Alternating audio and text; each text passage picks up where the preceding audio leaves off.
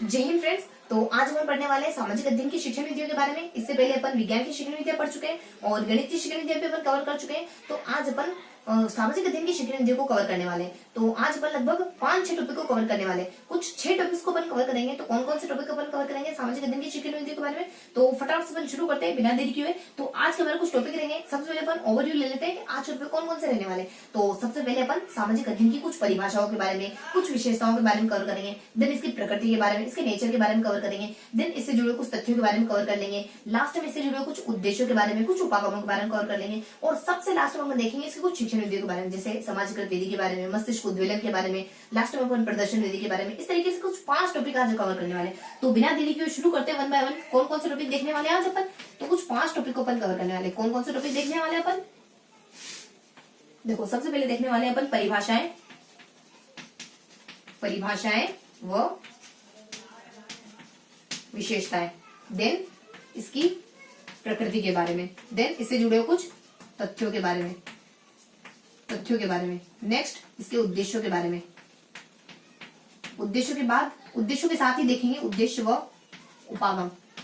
Last में इससे जुड़ी हुई शिक्षण, शिक्षण विधियों के बारे में। आज इसमें अपन लगभग 3 शिक्षण विधियों को कवर करेंगे। 3 शिक्षण विधियों को कवर करेंगे। कौन कौन सी, समाजीकृत, मस्तिष्क उद्वेलन और लास्ट में अपन प्रदर्शन विधि के बारे में देख लेंगे। लास्ट में अपन प्रदर्शन विधि के बारे में देखेंगे। इस तरीके से कुछ 3 शिक्षण विधियों के बारे में पढ़ेंगे। तो सबसे पहले अपन परिभाषाओं के बारे में, देन प्रकृति के बारे में, देन तथ्यों के बारे में, देन उद्देश्य व उपागमों के बारे में, और लास्ट में अपन शिक्षण विधियों के बारे में कवर करेंगे। तो ये 5 टॉपिक अपन कवर करने वाले हैं। देखो ये परिभाषा और विशेषताएं ज्यादा बड़ा टॉपिक नहीं, कुछ 10-12 परिभाषाएं देखेंगे, कुछ 5-7 विशेषताओं को कवर करने वाले। प्रकृति, इसकी प्रकृति कैसा है, प्रकृति कैसी, इसका नेचर कैसा है, इस बारे में अपन पढ़ने वाले। तथ्य, इसके तथ्यों के बारे में देखेंगे। 1912 में क्या हैपेंड हुआ, 1952 में यानी अपने मुद्दा निर्णय आयोग आया, उसके बाद 1938 में क्या हुआ, उसके बाद 1834 में क्या हुआ। इस तरीके से कुछ फैक्ट आएंगे, उनको अपन थोड़ा सा कवर कर लेंगे। उसके बाद उद्देश्य उपागम में इसके उद्देश्य देखेंगे। प्राथमिक क्षेत्र पे इसके उद्देश्य क्या होते हैं, उच्च प्राथमिक पे क्या होते हैं, माध्यमिक पे क्या होते हैं, उच्च माध्यमिक पे क्या होते हैं। इसके बाद उपागम अपना ब्लूम वाला, मिलर वाला, मेगर वाला, ग्रीनलैंड वाला। इस तरीके से कुछ 4 उपागमों के बारे में देखेंगे। यानी ये जो चारों ही पॉइंट है ना हमारा, first, second, third and fourth, ये चारों ही पॉइंट तो बहुत ज्यादा डेप्थ में नहीं देखने अपने को। ये चारों ही पॉइंट बहुत ज्यादा छिछले हैं, बहुत ज्यादा हल्के हैं। इनको अपन बहुत ही आसानी से पढ़ लेंगे। लास्ट की शिक्षण विधियां कुछ थोड़ी सी हमें डेप्थ में पढ़नी रहेगी, जिसमें सामाजिक और मस्तिष्क उद्वेलन और प्रदर्शन विधि के बारे में पढ़ लेंगे। और ये जो टॉपिक है ना, ये बहुत आसानी से समझ आ जाएंगे। कुछ हल्की सी इनकी जानकारी है, लेकिन जितनी भी जानकारी अपन पढ़ेंगे ना, वो चीजों को अपन साथ के साथ याद करते चलेंगे, ताकि चीजें हमें क्लियर कट याद रहे और वो हमें कॉन्फिडेंस दिला पाए कि हाँ, जितना भी हमने पढ़ा है वो हमें व्यवस्थित तरीके से याद है। तो अपन वन बाय वन शुरू करते हैं, परिभाषाओं से लेकर के जो उपागमों तक, और लास्ट में अपन शिक्षण विधियों को कवर करेंगे। तो शुरू करते हैं अपन विज्ञान की, हमारी सामाजिक अध्ययन की शिक्षण विधियों को। देखो सबसे पहले अपन देखेंगे सामाजिक अध्ययन की परिभाषाओं के बारे में। सामाजिक अध्ययन की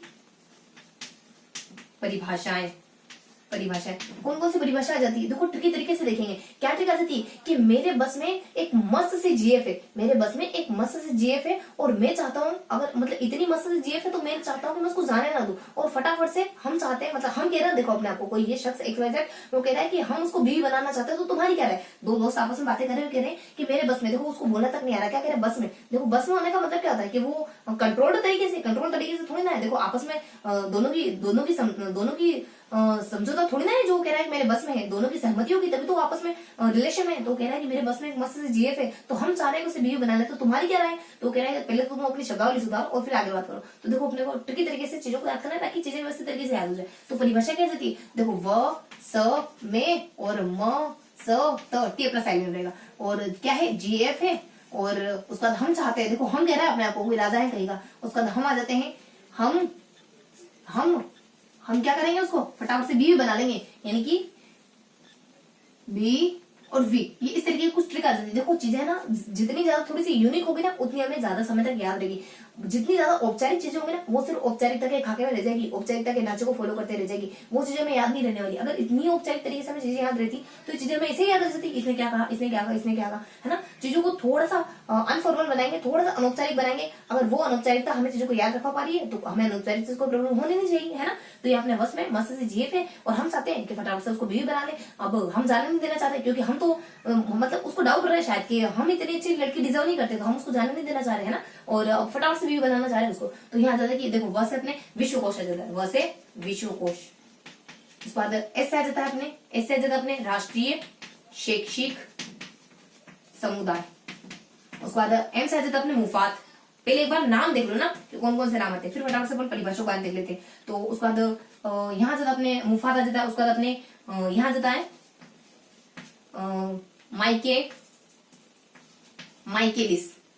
माइकेलिस, ये माइकेलिस आ जाता है एम से। उसके बाद एस से आ जाता अपने यूएसए का सामाजिक, यूएसए की सामाजिक परिषद। देखो भारत की कम पड़ गई थी, यूएसए की शामिल हो गई। भारत देखो चीजों को थोड़ा माइंड नहीं करना है, बस हमें चीजों को थोड़ा सा ट्रिकी तरीके से याद रखना है। हाँ यहाँ पे कुछ कहा तो मतलब यूएसए अपना, तो यहाँ जाता कि यूएसए की सामाजिक परिषद आ जाती है। उसके बाद अपने मस्त थे ना, तो MST, टी तो अपना साइलेंट है ही सही। उसके बाद इसके बाद अपने GF, जी से आ जाता अपने जीरो लिव, F से जाता अपने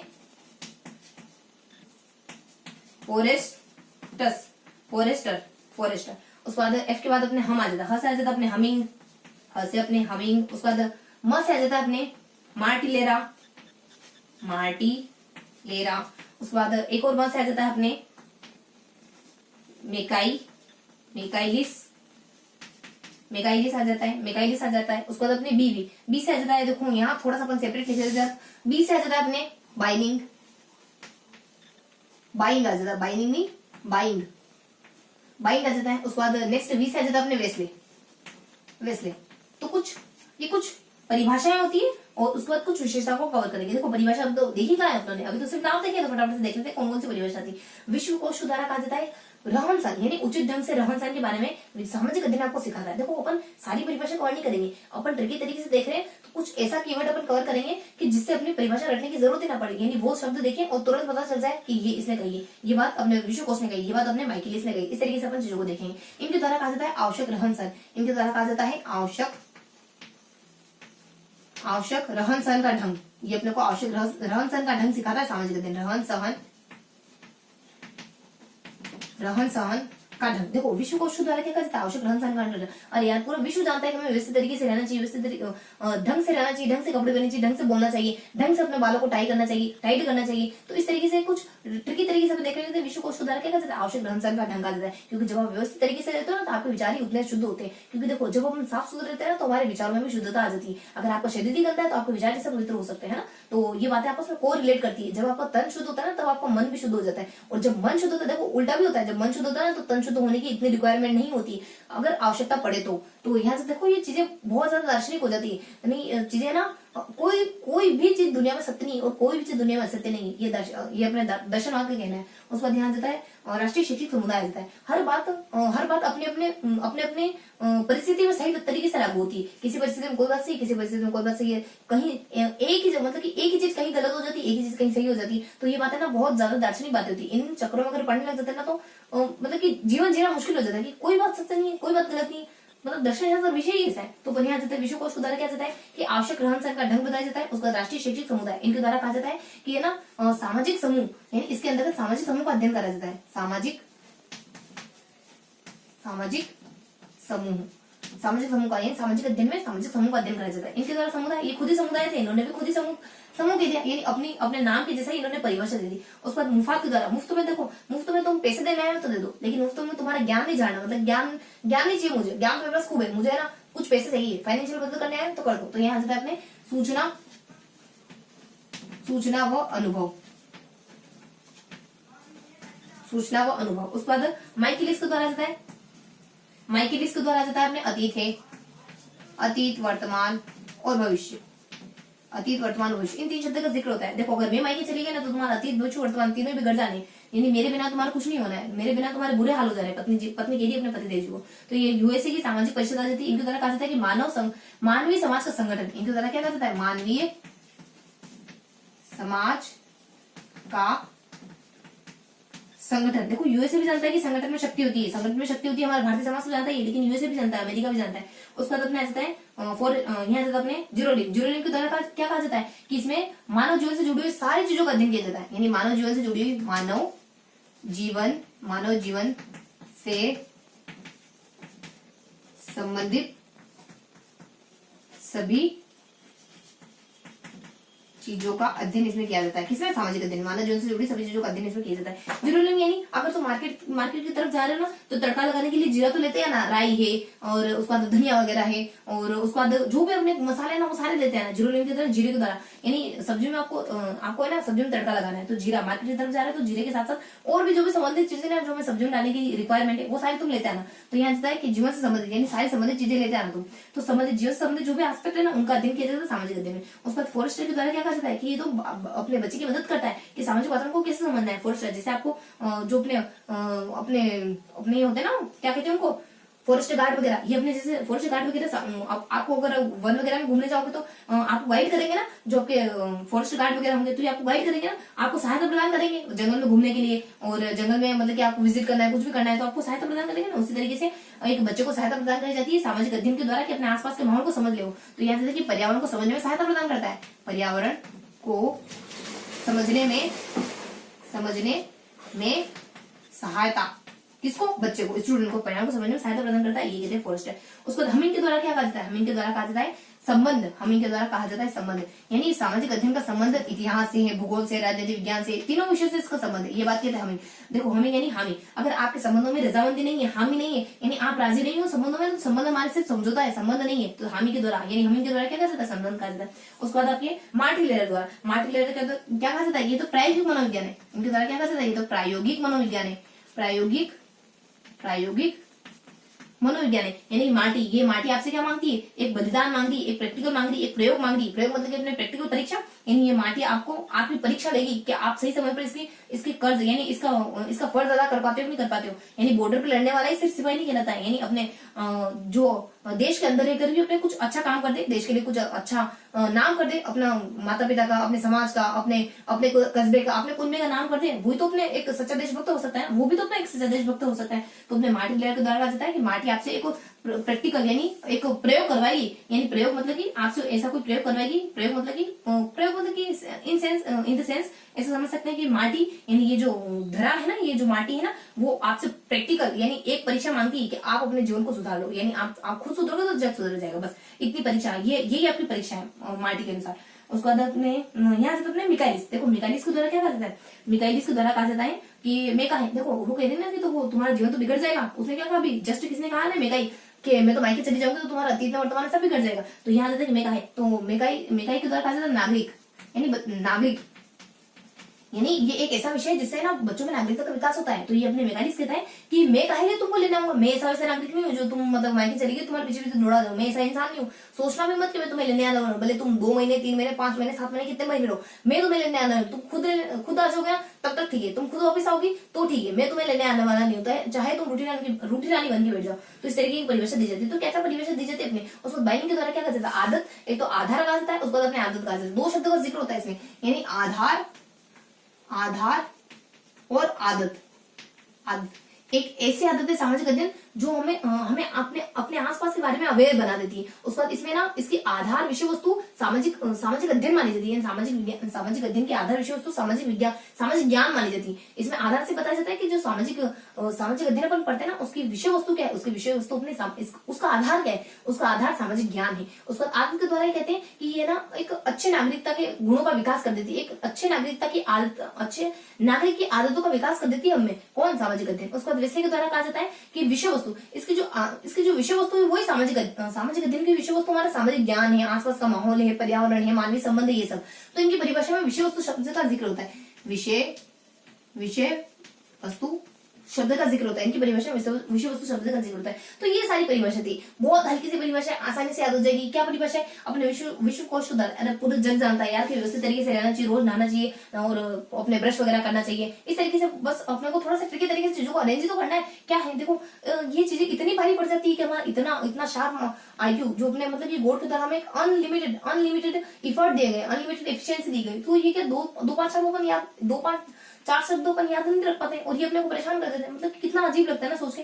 तो यहाँ जाता है विश्वकोश, विश्वकोश के द्वारा क्या कहा जाता है, रहन सहन, यानी कि आवश्यक रहन सहन कहा जाता है। उसके बाद अपने राष्ट्रीय शैक्षिक समुदाय के द्वारा क्या कहा जाता है, सामाजिक समूह कहा जाता है। यानी ये इनको कुछ परिभाषा आई नहीं, इन्होंने अपने शब्द ये वाला समूह शब्द लिया और समूह बस नाम ले दिया। या मुफ्त में तुम पैसे देना है तो दे दो, मुझे तुम्हारे ज्ञान की जरूरत नहीं है, तो ये तो सोचना। उसके बाद मेका लिस्ट, देखो मायके, मायके लिस्ट, मैं मायके चली जाऊंगी ना, तुम्हारा अतीत वर्तमान भविष्य सब बिगड़ जाना अगर मैं यहाँ से चली गई, मैं इस घर से चली गई तो। उसके बाद अपने यूएसए के सामाजिक परिषद के द्वारा कहा जाता है कि संगठन, यूएसए भी जानता है कि संगठन में शक्ति होती है। उसके बाद अपने यहाँ जाता है फॉरेस्टर, फॉरेस्टर के द्वारा कहा जाता है, फॉरेस्टर आपकी जैसे कोई फॉरेस्ट, कोई अधिकारी फॉरेस्ट का जंगलों का अधिकारी, अब जो जंगल वगैरह में जाते हो ना तो वो आपको मदद करता है, आपको जंगल वगैरह घुमाने में मदद करता है। उसी तरीके से फॉरेस्टर के द्वारा कहा जाता है कि ना बच्चे की मदद करता है आसपास के माहौल को समझने में। फॉरेस्टर के द्वारा कहा जाता है कि बच्चे की मदद करता है अपने आसपास संबंधित माहौल को समझने में। उसके बाद अपने ये तो जीरोलिम था ना, तो जीरोलिम के द्वारा कहा जाता है कि संबंधित क्षेत्रों का अध्ययन करा जाता है, यानी तुम जीरा भी लेना, राई भी लेना, सब कुछ लेना। उसके बाद अपने फॉरेस्टर के द्वारा जिस तरीके से फॉरेस्ट गार्ड अपने को जंगल में घूमने वगैरह जाते हैं तो मदद करता है ना भाई, उसी तरीके से यहाँ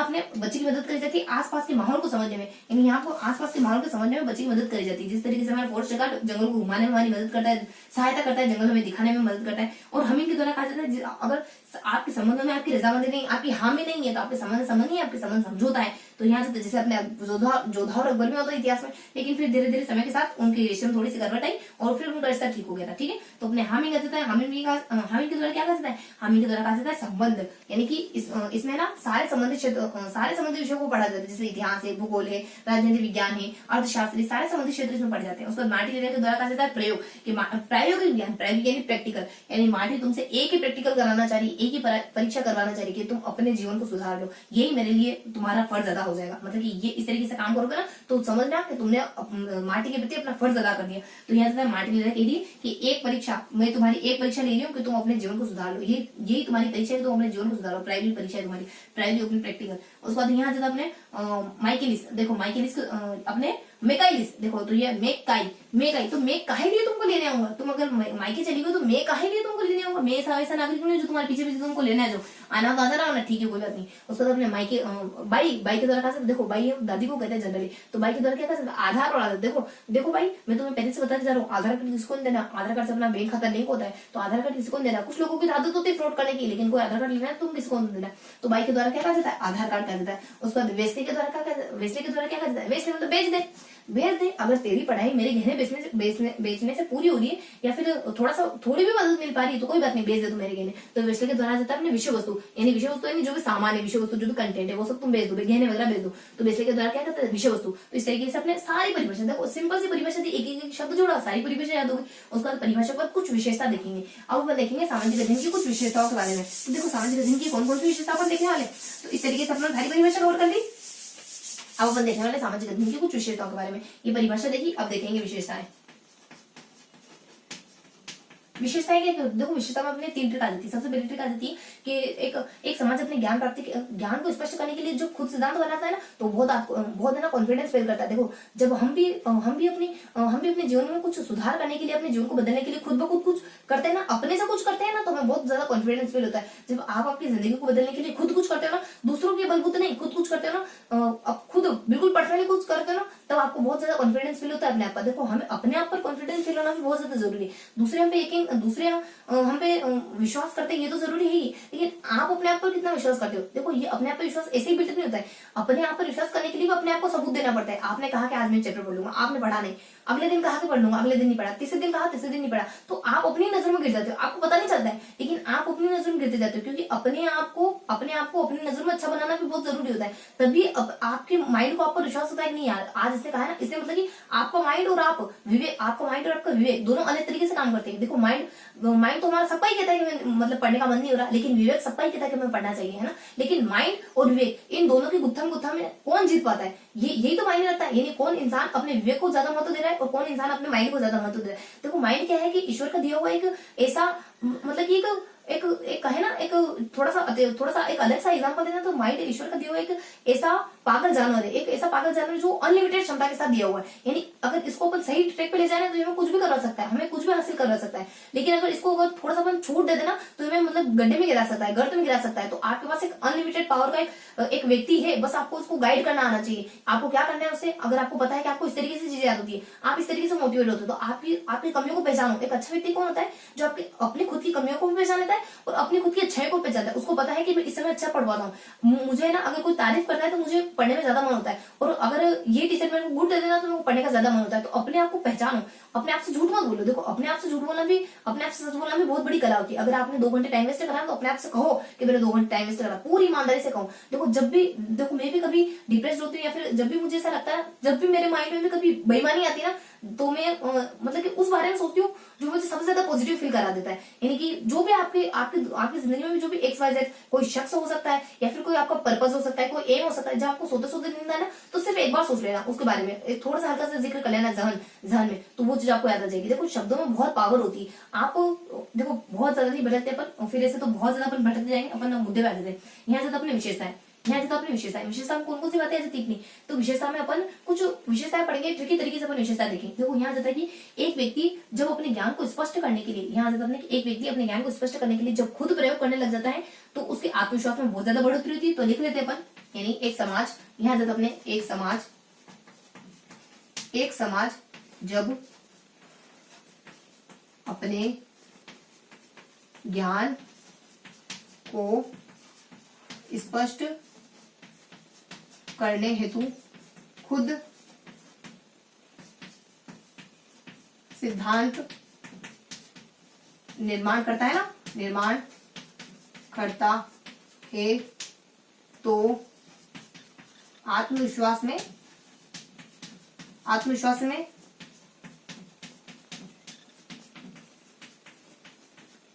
बढ़ोतरी होती है। पहली ट्रिक तो यह जाती है अपने कि अगर अपन अपने ज्ञान को स्पष्ट करने के लिए खुद खोज करेंगे, खुद सिद्धांत करेंगे तो हमारे आत्मविश्वास में बढ़ोतरी होगी। उसके बाद एक और ट्रिक आ जाती है कि हर समाज में, मतलब कि एक समाज में हर व्यक्ति में सामाजिकता नहीं हो सकती। एक व्यक्ति की, मैं ना तुम्हें एक व्यक्ति की बात बताऊं, देखो ये किसी की कोटेशन है तो इस तरीके से अपन इसको यूनाइटेड कॉमन कर देते हैं मान लो। तो यहाँ से देखो एक व्यक्ति की बात बताऊं कि ये जो व्यक्ति ना, ये जो नागरिक है ना, कुछ भी काम करता है, चाहे कुछ भी क्रियाकलाप करे ना, तो सारी सामग्री का इस्तेमाल करेगा। मतलब भुक्कड़ टाइप का व्यक्ति कहीं पे भी जाएगा ना, कुछ भी करेगा तो सारे सामानों का इस्तेमाल करेगा। अगर कहीं खाना बना रहा होगा ना, कहीं मान लो मेहमान नवाजी में गया, मान लो खाना बनाने का मौका उसको मिल गया, तो बेचारे को उसको पूरे किचन को, पूरे राशन को खाली कर देगा, सारी चीजें उसमें डाल देगा। होता है ना कोई व्यक्ति ऐसे, मतलब उनकी व्यक्तित्व में ये गुण इतना घर कर गया है कि जितना मिले ना मुफ्त में उतना लेते जाओ, कभी मना नहीं करेंगे। मुफ्त में आ रहा है तो बस आने दो। अपनी तरीके से, अपनी तरफ से कोई मनाही नहीं। यानी जब आपकी बंदिशें हटती है ना तो आप इतना नीचे गिर जाते हो कि आप मतलब कि कोई सीमा ही नहीं रखते हो। तो थोड़ी सी बंदिश होना जरूरी है हमारे ऊपर। तो यहाँ जाता है कि एक व्यक्ति के बारे में बात बताऊं,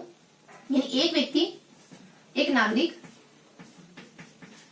यानी कोई नागरिक, एक नहीं अपन कोई कहते हैं, कोई नागरिक अपने जब क्रियाकलाप करता है ना, यानी कोई नागरिक जब क्रियाकलाप करता है तो अपने सारी कुछ मतलब कि सारी सामग्री का इस्तेमाल कर लेता है। कोई नागरिक क्रियाकलाप करता है ना, कोई मतलब कोई XYZ है ना, क्रियाकलाप के दौरान समग्र सामग्री का इस्तेमाल कर लेता है। समग्र सामग्री का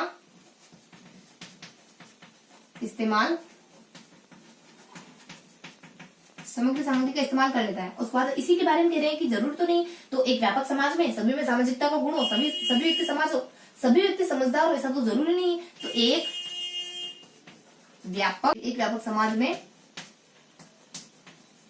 सभी व्यक्तियों में सामाजिकता का गुण हो, ये जरूरी तो नहीं है,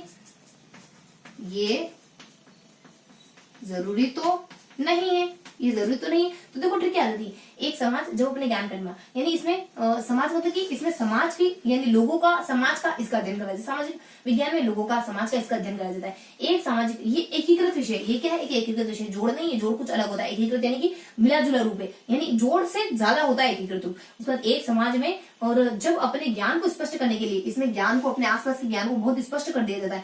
आपके आसपास के बारे में जो भी नॉलेज है उसको थोड़ा स्पष्ट कर दिया जाता है। स्पष्ट करने हेतु खुद सिद्धांत, यानी इसके अपने खुद अलग सिद्धांत होते हैं, इसके सामाजिक अध्ययन के अपने अलग सिद्धांत होते हैं, यानी निर्माण करता है। तो आत्मविश्वास, ये जब हम पढ़ते हैं ना तो हमें आत्मविश्वास की बढ़ोतरी होती है। जब अपने आसपास के माहौल में हम जानने लगते हैं ना तो हमारे आत्मविश्वास में बढ़ोतरी होती है। और नागरिक यानी कि कोई नागरिक है मान लो तो नागरिकता का विकास होता है, नागरिकता के गुणों का विकास होता है। क्रियाकलाप यानी इसमें मानव जीवन से जुड़े हुए, पर्यावरण से जुड़े हुए सारे क्रियाकलापों का अध्ययन करा जाता है। दौरान और समग्र सामग्री का, इसमें उस सामग्री का अध्ययन होता है जो आपके मानव जीवन से जुड़ी हुई, जो अपने पर्यावरण से जुड़ी हुई, उन सारी सामग्रियों का अध्ययन इसमें करा जाता है। वही घूम फिर की बात वही आ रही है वापिस से। उसके बाद हमने और उसके बाद सामग्री का इस्तेमाल कर लेता है। और एक व्यापक समाज में, ये जो विषय है ना बहुत ज्यादा व्यापक माना जाता है। एक व्यापक समाज में सभी व्यक्ति, यही अपने सभी व्यक्ति मतलब कि सभी नहीं, इसमें सभी विषयों का अध्ययन करा जाता है। सभी विषयों के अध्ययन से जुड़ा हुआ है सामाजिक विज्ञान। उसके बाद व्यक्तियों में सामाजिकता यानी लोग, ये व्यक्तियों में सामाजिकता के गुणों का विकास करता है। सामाजिकता के गुण हो ये तो जरूरी नहीं है, तो कुछ हल्के से जिक्र आ जाता है। देखो ये शब्द आपको पहले भी याद होंगे, लेकिन थोड़ा सा वेल अरेंज कर दिया है, बाकी ज्यादा कुछ नहीं है। देखो हल्की से इसकी विशेषता रहती है क्या कि एक यानी एकीकृत विषय माना जाता है, यानी एक मतलब एकीकृत है। कुछ टेक्निकल शब्द उनको ध्यान रखना है। उसके बाद समाज यानी इसमें समाज का, मानव का, इन सारे संबंधों का अध्ययन कराया जाता है। समाज का और मानवीय संबंधों का, इन सबका अध्ययन किया जाता है, इन सबका अध्ययन होता है इसमें। उसके बाद ज्ञान मतलब ज्ञान को स्पष्ट कर देती है, यानी आपके आसपास के ज्ञान को ये स्पष्ट कर देती है, ज्ञान को स्पष्ट कर देती है। उसके बाद नेक्स्ट सिद्धांत, यानी इसके अपने सिद्धांत होते हैं, यानी इसके खुद के अलग से सिद्धांत होते हैं, ये किसी दूसरों के सिद्धांत को फॉलो नहीं करता। उसके बाद आत्मविश्वास, जब हम ये पढ़ते हैं तो हमें आत्मविश्वास बिल्ड होता है, आत्मविश्वास की भावना विकसित होती है हमें। उसके बाद नेक्स्ट बता दिया जाता है नागरिकता के गुणों का विकास होता है, उसका क्रियाकलाप मतलब कि मानव जीवन से जुड़े सारे क्रियाकलापों का अध्ययन इसमें किया जाता है। इस तरीके की कुछ परिभाषा होती है इसमें। उसके बाद नेक्स्ट बता दिया जाता है मानव जीवन से जुड़े सारे क्रियाकलापों का अध्ययन होता है। उसके बाद समग्र सामग्री, यानी इसमें सारी सामग्री वो होती है जो मानव जीवन से जुड़ी हुई, मानव पर्यावरण से जुड़ी हुई है। उसके बाद व्यापक मतलब कि ये सब्जेक्ट व्यापक माना जाता है, सभी विषयों से इसका संबंध होता है। उसका सामाजिकता के गुणों का विकास करता है। ये कुछ बेसिक से इसकी कुछ परिभाषा होती है। अब इसके नेचर के बारे में देख लेते हैं, इसकी प्रकृति के बारे में देख लेते हैं। ये इसकी देखो, ये तो लगभग इसका नेचर है, तो नेचर में ऐसा कुछ सेपरेटली अपन देखने ही नहीं, क्योंकि विशेषताएं कहो, उसका नेचर कहो, यानी ये सारी बातें को रिलेट करती है आपस में, तो उसको अपन अलग से देखने की जरूरत है नहीं, तो उसी को अपन साथ में देख लेते हैं। विशेषताएं ऑब्लिक नेचर करके देख लेते हैं अपन। तो विज्ञान की परिभाषा को कवर कर लिया, विज्ञान की विशेषताओं को कवर कर लिया, और इसी को अपन थोड़ा सा आगे देखें।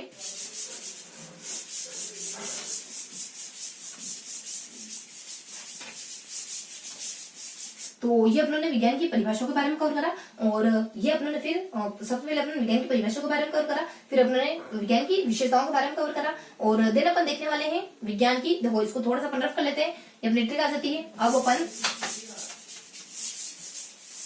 तो अपन क्या कवर कर चुके हैं, अपन विज्ञान की परिभाषा, विज्ञान की विशेषता को कवर कर चुके हैं। अब अपन देख लेते हैं विज्ञान के कुछ उद्देश्यों के बारे में, उपागमों के बारे में, क्योंकि देखो प्रकृति तो बिल्कुल सेपरेट पढ़ने की जरूरत है नहीं हमें, क्योंकि विशेषताएं हैं, इसकी प्रकृति लगभग आपस में मेल मिलाप रखते हैं, तो इसमें कुछ अलग से देखने की जरूरत है नहीं हमें। तो अब अपन देख लेते हैं ना विज्ञान के नेक्स्ट टॉपिक को मूव कर लेते हैं थोड़ा सा। तो विज्ञान की परिभाषा देख ली, और विज्ञान के अपने कुछ परिभाषा के बारे में जिक्र कर लिया, उसका विशेषताओं के बारे में जिक्र कर लिया। अब देख लेते हैं विज्ञान से जुड़े, सामाजिक ज्ञान से जुड़े कुछ महत्वपूर्ण तथ्यों के बारे में, देख लेते हैं। देखो तथ्यों की फैक्ट आ जाती है, तथ्यों के लिए कुछ ट्रिक आ जाती है कि बाई, याद, छे और चालो तीनों अटैच यावत क्लियर करना। देखो थोड़ी सी हमारी स्थानीय लोकल लैंग्वेज में आ जाती है, तो बाई से अपने देखो आ जाता है बाई,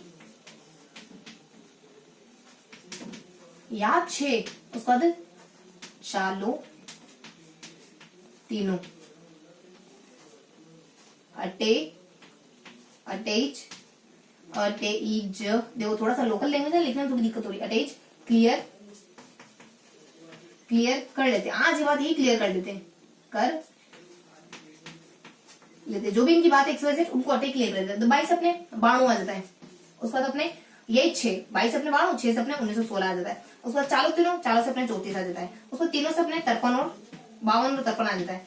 और उसके बाद अपने चालो तीनों, उसका अटैच क्लियर यानी 38 आ जाता है, और अटैच क्लियर कर लेते हैं। तो ये कुछ सन होते हैं अपने, तो ये लास्ट फर्स्ट वाला 1800, उसका लास्ट वाला 1800, बाकी सारे 1916 है, 1934 है, उसके बाद 1952, 1953 है। अब इन सन में हुआ क्या था, इन सन में कुछ हैपन हुआ था, जैसे कि 1892 में सबसे पहले इस सामाजिक जो अपना सामाजिक अध्ययन है ना, उसका जिक्र सबसे पहले यूएसए में हुआ था 1892 में। उसके बाद 1916 में एक स्वतंत्र विषय के रूप में उभर गया था, 1916 में स्वतंत्र विषय के रूप में उभर गया था। 1934 में अपने सोशल स्टडीज कम्युनिकेशन, एक सोशल स्टडीज कमीशन, इसकी स्थापना हुई थी। उसके बाद 1952-53 में मुदालियर आयोग आया था, उसके बाद 1938 में अपने एक अगस्त कॉम्टे नामक व्यक्ति ने अपने समाजशास्त्र का प्रादुर्भाव करा था। अगस्त काम्टे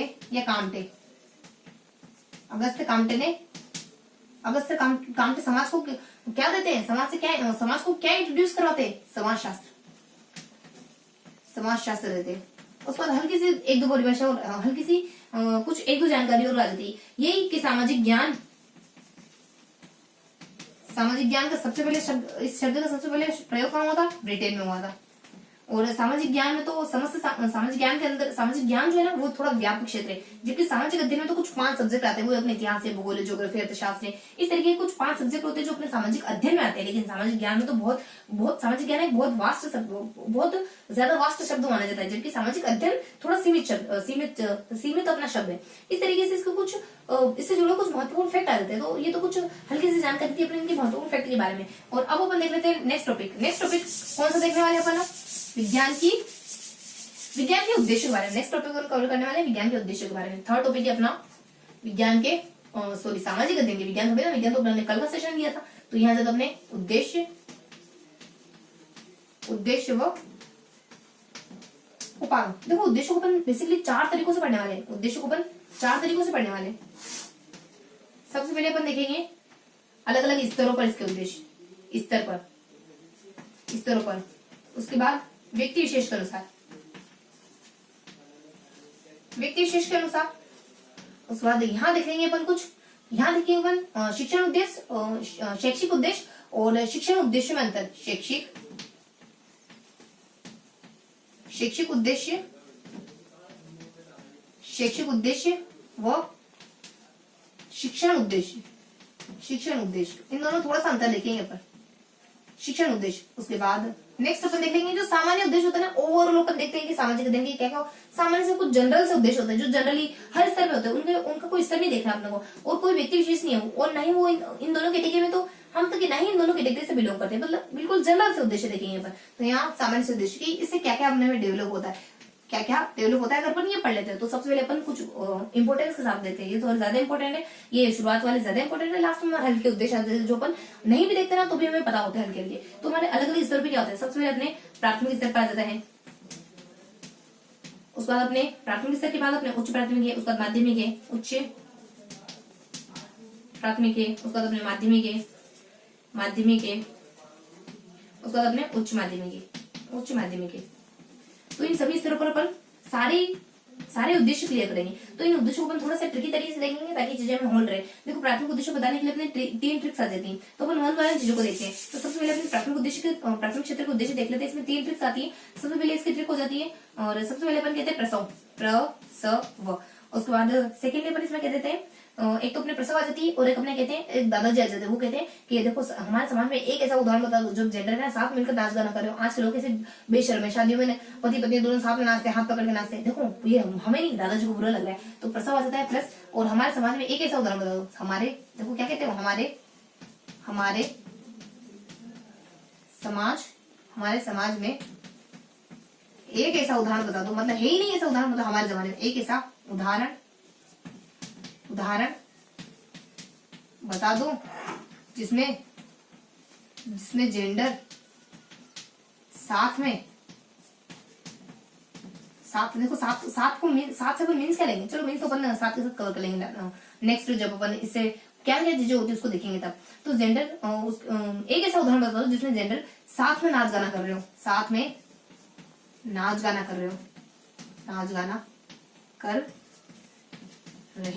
हो।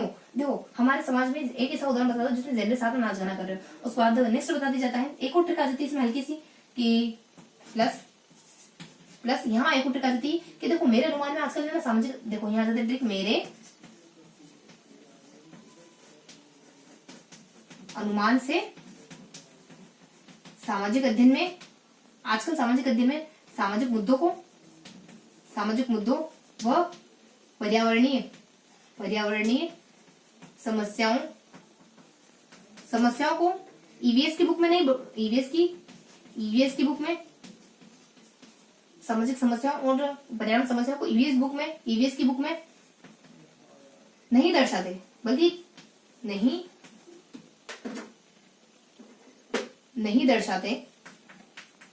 दर्शाते बल्कि क्या दर्शाते हैं, बल्कि क्रियाकलापों का ज्यादा जिक्र होता है। किताबों में आजकल है ना थ्योरी ज्यादा नहीं बल्कि प्रैक्टिकल ज्यादा है। क्रियाकलापों का ज्यादा जिक्र होता है। देखो तो क्या क्या देखने वाले हैं अपन, प्रसव से। देखो इससे क्या क्या चीजें को रिलेट करती है, तो प्रसव से आ जाता है बच्चों में प्रेक्षण। देखो क्या क्या चीजें आ जाती है बच्चों में प्रेक्षण, तो अपन यहाँ थोड़ा सा देख लेते हैं कि बच्चों में ना प्रेक्षण की आदत का विकास करना, बच्चों को ना छोटे छोटे बच्चों को प्रेक्षण यानी बच्चों को देखकर सीखने का मौका दो। उसके बाद इससे मतलब बच्चों को संवेदनशील बनाना, ज्यादा से ज्यादा बच्चों में संवेदना का विकास करना, और बच्चों में संबंध यानी अपने पर्यावरण का, मानव समाज का, आपस में क्या संबंध है ये बच्चों को सिखाना, छोटे छोटे बच्चों को, प्यारे प्यारे बच्चों को सिखाना। उसके बाद यहाँ आ जाता है, देखो ये बेसिकली ना ये अपन ये जो साइंस है ना, ये अपने खाली पहली से दूसरी वाले बच्चों के लिए, ये जो अपन बात कर रहे हैं ना, ये अपने सिर्फ 1 to 2 वाले बच्चों के लिए। और यहाँ पे जो बात करें ना अपने ये इस ट्रिक में, ये अपने 3 से लगा करके 5 तक के बच्चों की बात है, 3 से लगा करके 5 तक। इसको अगर सेपरेट ना भी देखें ना तो कोई बात नहीं, अपने प्राथमिक क्षेत्र के उद्देश्य है तो प्राथमिक क्षेत्र में कवर हो जाएंगे अपने। तो यहाँ आता है कि क्या आ जाता है यहाँ पे कि हमारे समाज में एक ऐसा उदाहरण बता दो, मतलब बच्चों को उदाहरणों के माध्यम से पढ़ाया जाना चाहिए, उदाहरणों के माध्यम से पढ़ाया जाना चाहिए। उदाहरण बता दो जिसमें जेंडर यानी बच्चों को जेंडर के प्रति संवेदनशील बनाना है। बच्चों को ये नहीं सिखाना है कि अपने माँ तो सिर्फ अपने घर में काम करने के लिए बनी, बच्चों को ये नहीं सिखाना है कि पिता सिर्फ आराम से न्यूज़पेपर पढ़ने के लिए बने, और ये नहीं सिखाना है कि दादी सिर्फ स्वेटर बुनने के लिए बनी, ये नहीं सिखाना है कि दादा सिर्फ आपस में मतलब कि गली मोहल्ले के नुक्कड़ पे खड़े होकर बातें करने के लिए बने, बल्कि ये सिखाना है कि माँ भी न्यूज़पेपर पढ़ सकती है बैठ के, पिता भी कभी किचन में दिखाई जा सकते हैं, दादा भी कभी कुछ भूलते हुए दिखाई जा सकते हैं, दादी भी कभी नुक्कड़ पे खड़ी होकर अपनी सहेलियों के साथ बातचीत कर सकती है, लड़की भी क्रिकेट खेल सकती है, लड़का भी कुछ ऐसा गेम खेल सकता है जो लड़कियां वगैरह खेलती है, कोई भी ऐसा कुछ। तो इस तरीके से बच्चों को है ना ब्रॉड माइंडेड बनाना है, यानी ऐसा नहीं कि ये काम तो सिर्फ ये कर सकता है, ये काम तो सिर्फ ये कर सकता है। बच्चों के माइंड को नैरो नहीं बनाना है, बच्चों के माइंड को सक्रिय बनाना है, बच्चों के माइंड को थोड़ा सा सक्रिय क्या, बच्चों के माइंड को थोड़ा सा खोलना है। यानी ये काम मतलब कि सीमाएं नहीं करनी है। जब कोई रोने लगे तो ये नहीं कहना है कि लड़कियों की तरह क्या रो रहा है, क्यों, लड़कों का हक नहीं है रोने का, मतलब कि लड़कों का क्या अधिकार छिन गया रोने का, मतलब कि दर्द हो रहा है यानी चुभन हो रही है लेकिन आंसू नहीं आने चाहिए, ये कैसा विवाद है ना। तो यहाँ ज्यादा अपने जेंडर आ जाता है, जेंडर के साथ नाच गाने, यहाँ ज्यादा अपने की उदाहरण बताता है कहाँ थे अपन कि हमारे समाज में एक ऐसा उदाहरण बता दो जो जिसमें जेंडर साथ में नाच गाना कर रहे हो, यानी बच्चों को संगीत के माध्यम से, गीत के माध्यम से, गान के माध्यम से, इस तरीके से बच्चों को मनोरंजक तरीके से पढ़ाया जाना चाहिए। यहाँ पर सामाजिक अध्ययन। उसके बाद मेरा अनुमान है कि देखो यहाँ पे बच्चों को अनुमान करने के यानी गेस करने के मौके देने चाहिए, बच्चों को ज्यादा से ज्यादा गेस करने दो, थोड़ा सा बच्चों को गलत ट्रैक पे जाने दो, तभी तो बच्चा सही ट्रैक पे आएगा। तो मेरा अनुमान है कि और जो मेरा अनुमान है कि सामाजिक अध्ययन में आजकल है ना सामाजिक मुद्दों को जिक्र नहीं हो रहा है और न ही पर्यावरण संरक्षण का जिक्र हो रहा है। आजकल तो बहुत ज्यादा एक्टिविटी कराने पर ज्यादा विश्वास करते हैं, एनसीईआरटी का सिलेबस ही ऐसा है। तो यहाँ जब अपने सामाजिक मुद्दों के बारे में यानी बच्चों को सामाजिक मुद्दों के बारे में अवेयर करना, उसके बाद अपने पर्यावरण संरक्षण यानी बच्चों को पर्यावरण संरक्षण के बारे में थोड़ा सा जिक्र करना, पर्यावरण संरक्षण से भी अवेयर करना बच्चों को। उसके बाद ईवीएस की बुक, इस स्तर पर आते आते बच्चों के लिए अलग से ईवीएस की बुक आ जाती है और शैक्षिक पुस्तिका भी चलती है अलग से। तो इस तरीके की जानकारी होती है पूरे अपने प्राथमिक क्षेत्र में। उसके बाद ईवीएस की बुक में क्रियाकलापों को दर्शाते हैं, इसमें ज्यादा एक्टिविटी करके बच्चों को सिखाओ। उसके बाद ज्यादा जिक्र होता है। उसके बाद बस ये सारी ट्रिक आ जाती है, अपने प्रसव आ जाता है। उसके बाद ये 2 ट्रिक्स आ जाती है। पहली ट्रिक क्या होती है अपने कि यहाँ जाता है कि हमारे समाज में ना मतलब कि हमारे समाज में कोई दादाजी कहते हैं, हमारे समाज में कोई एक ऐसा उदाहरण बता दो जब जेंडर साथ में नाच गाना कर रहे हो। साथ में मतलब कि हाँ देखो साथ का मतलब क्या था, साथ में मतलब कि बच्चों को अविभाज्य तरीके से पढ़ाओ, यानी पर्यावरण और मानव समाज ये दोनों अविभाज्य हिस्से, ये दोनों अविभाज्य, इनको अलग अलग तरीके से मत पढ़ा। और साथ से अपने बच्चों को ना बच्चों को परिचर्चा करके पढ़ाओ है, बच्चों को परिचर्चा करके पढ़ाना है। और उसके बाद अपने साहचर्य यानी कि बच्चों को ना वाद विवाद के थ्रू पढ़ाना है, और बच्चों को कहानियों के थ्रू पढ़ाना है, किस्सों के थ्रू पढ़ाना है, प्रश्नों के थ्रू पढ़ाना है। बच्चों को इस तरीके से पढ़ाना है ज्ञान, बच्चों को ना ज्ञान बोझ ना लगे, बच्चों को ज्ञान फन में मजे में आ जाए, इस तरीके से बच्चों को पढ़ाना है। साथ मतलब कि बच्चों को सबके साथ में करके सिखाना है, समूह की भावना से सिखाना है। तो ये सारे उद्देश्य थे अपने प्राथमिक क्षेत्र के, यानी सामाजिक अध्ययन के प्राथमिक क्षेत्र के उद्देश्य थे। अब देखेंगे अपन उच्च प्राथमिक क्षेत्र के उद्देश्य क्या क्या हो सकते हैं सामाजिक अध्ययन के।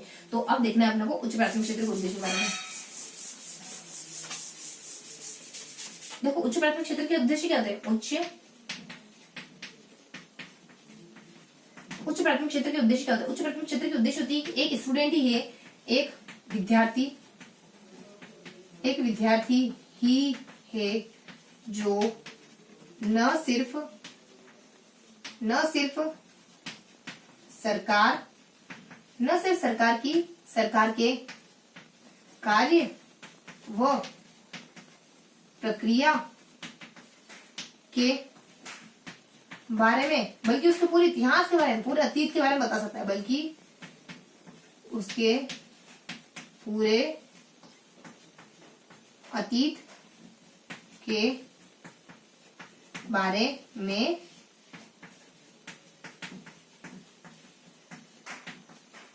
बता सकता है। यानी कि एक विद्यार्थी है जो न सिर्फ सरकार के कार्य के बारे में, सरकार की प्रक्रियाओं के बारे में, बल्कि उसके पूरे अतीत के बारे में बता देगा। यानी विद्यार्थी मतलब कि यहाँ पर विद्यार्थी को कहो कि अपने देश प्रदेश के बारे में, आसपास के माहौल के बारे में ज्यादा से ज्यादा जानकारी जुटाए, अपने देश के बारे में, अपने क्षेत्र के बारे में, अपने प्रदेश के बारे में। और सिर्फ सरकार, यहाँ से कि सरकार के बारे में, यानी सरकार की मतलब कि अपने प्रांतीय सरकारें हैं, उसके बाद केंद्रीय सरकारें हैं, इन सारी जानकारियों के बारे में बच्चा अवेयर हो, ये अपना उच्च प्राथमिक क्षेत्र का उद्देश्य है। उसके बाद कार्य व प्रक्रिया के बारे में, यानी बच्चा कार्यों के बारे में जाने, यानी जो सामाजिक संस्थाएं होती है ना, जैसे अपने परिवार है, स्कूल है, उनके कार्य के बारे में जाने, सरकार की प्रक्रिया क्या होती है, सरकार की प्रोसेस क्या होती है, इससे अवगत हो, सरकार के बारे में थोड़ा जाने बच्चा, उसके बारे में, बल्कि उसके पूरे अतीत के बारे में, यानी भारत के अतीत के बारे में थोड़ा सा जाने बच्चा, भारत में के बारे में बता सके। तो ये सारे उद्देश्य होते हैं अपने 6 to 8 के बच्चों के। तो ये सारे उद्देश्य मतलब कि अपन कह रहे हैं कि एक विद्यार्थी है जो सरकार की प्रक्रिया के बारे में, सरकार के कार्य के बारे में जानता है, न सिर्फ इतना जानता है बल्कि पूरा अतीत जानता है कि सरकार कैसे कैसे बनी है। तो एक बच्चा ही, तो एक स्टूडेंट ही तो जानता है। आप किसी सरपंच से पूछो, उसको पता होगा कि इतना, उसको तो कुछ जानकारी नहीं है। तो जो एक स्टूडेंट ही, एक विद्यार्थी जो सारा कुछ जानता है, क्योंकि उसको पढ़ना रहता है, तो जो हमेशा पढ़ता रहता है तो वो सब कुछ जानता है। तो इस तरीके से अपने उच्च प्राथमिक क्षेत्र के बारे में सारे उद्देश्य क्लियर हो जाते हैं। अब देखते हैं अपन माध्यमिक क्षेत्र के उद्देश्य और उच्च माध्यमिक क्षेत्र के उद्देश्य। माध्यमिक और उच्च माध्यमिक, यहाँ ज्यादा हमने माध्यमिक क्षेत्र के उद्देश्य और उच्च माध्यमिक क्षेत्र। माध्यमिक क्षेत्र के उद्देश्य क्या होते हैं? देखो, आपके राज्य सरकारों की मदद से, देखो क्या जाती है, राज्य सरकारों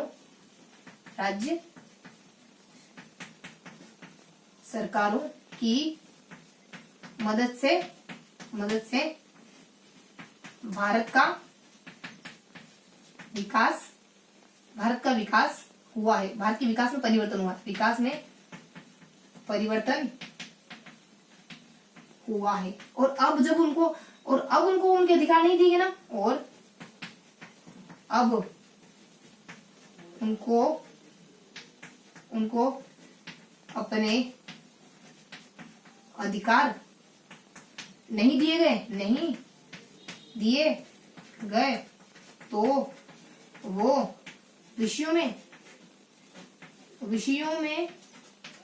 हर विषय में सरकार की आलोचना करेंगे, सरकार की आलोचना करेंगे। देखो, यहाँ से देखिए, राज्य सरकारों की मदद से ही भारत का विकास हुआ है। मतलब कि हर एक राज्य का अपना अपना योगदान है, तभी जाके भारत के विकास में इतना बड़ा परिवर्तन हुआ है। और अब राज्य सरकारों को अपने अधिकार नहीं दिए गए ना, तो वो क्या करेगी, बस अपने जो सिलेबस चलते हैं ना, हर स्टेट का अपना सिलेबस चलता है ना, तो अपने सिलेबस की किताबों में केंद्र सरकार की आलोचना करेगी, बुराई करेगी। तो इस तरीके से अपने माध्यमिक क्षेत्र के उद्देश्य क्लियर हो जाते हैं। मतलब कि यहाँ बताया जाता है कि राज्य सरकारों की संवैधानिक ड्यूटीज क्या है, दायित्व क्या है राज्य सरकारों के संविधान को लेकर के, संविधान के प्रति कितना उत्तरदायी रहना पड़ेगा राज्य सरकारों को, ये बात है। राज्य सरकारों की वजह से ही भारत के विकास में परिवर्तन हुआ है। यानी विकास का और मानवीय सामाजिक अध्ययन का कितना आपस में कोरिलेशन है, विकास का, यानी हमारे देश के विकास का और सामाजिक अध्ययन का क्या संबंध है, इस बारे में बच्चों को अवगत कराना। उसके बाद भारत के विकास में परिवर्तन हुआ, और अब उनको उनके अधिकारों से, यानी बच्चों को, यानी उसको एक अच्छे नागरिक को उसके अधिकार भी पता होने चाहिए, उसके दायित्व भी पता होने चाहिए। तो बच्चों को बताना कि एक उत्तम नागरिक के क्या क्या अधिकार होते हैं, उसके क्या क्या दायित्व होते हैं, यानी उसके कर्तव्य और उसके बाद उसकी अधिकार, यानी उसकी ड्यूटीज और उसके बाद उसके राइट्स, दोनों के बारे में उसको पता होना चाहिए। और दिए गए तो हर विषय में उसकी आलोचना करेगा। विषय मतलब कि इसमें हर विषय शामिल हो जाता है। यानी यहाँ आते इसमें इतिहास है, ज्योग्राफी है, उसके बाद अपने पॉलिटी है, ये तीनों विषय अपने 10वीं तक आते सामाजिक अध्ययन में जुड़ जाते हैं। उसके बाद सरकारों की आलोचना करेगा, यानी बच्चों में आलोचनात्मक प्रवृत्ति का विकास करना। बच्चा हर चीज को एनालाइज, यानी गुणों दोष पता करके एक्सेप्ट करे। ऐसे नहीं कि बस अंधों की तरह मान ली बात को, नहीं, किसी की बात को मानना नहीं, जब तक उसके गुणों दोष माइंड में क्लियर ना हो जाए। तो इस तरीके से उसके बाद आलोचना है, उसका अवधारण, आलोचना, अवधारण सभी इसमें आता है। बच्चों को है ना अवधारणा, कॉन्सेप्ट क्लियर होने लग जाए, इस लेवल तक आ जाते हैं। सामाजिक अध्ययन के जो कॉन्सेप्ट है, जो मुद्दे हैं सरकार को लेकर के, समाज को लेकर के, जो भी अवधारणा है, वो बच्चों को क्लियर होने लग जाए, माध्यमिक क्षेत्र आते आते। उसके बाद उच्च माध्यमिक क्षेत्र के उद्देश्य क्या होते हैं? उसके बाद उच्च माध्यमिक क्षेत्र के उद्देश्य क्या होते हैं? उच्च माध्यमिक क्षेत्र के उद्देश्य होते हैं कि रचनात्मक रुचि, देखो क्या कहते हैं अपनी, कि रचनात्मक रुचि और आंकड़े एकत्रित कर रही है, रचनात्मक रुचि आंकड़े एकत्रित कर रही है ताकि समस्या का समाधान करे, तभी तो उसके ज्ञान में उच्च स्तरीय विकास होगा। देखो यहाँ कहता है रचनात्मक, बहुत क्रिएटिव सी लड़की है, रचनात्मक रुचि समस्या समाधान के लिए, समस्या समाधान हेतु आंकड़े एकत्रित कर रही है ताकि उच्च स्तरीय ज्ञान का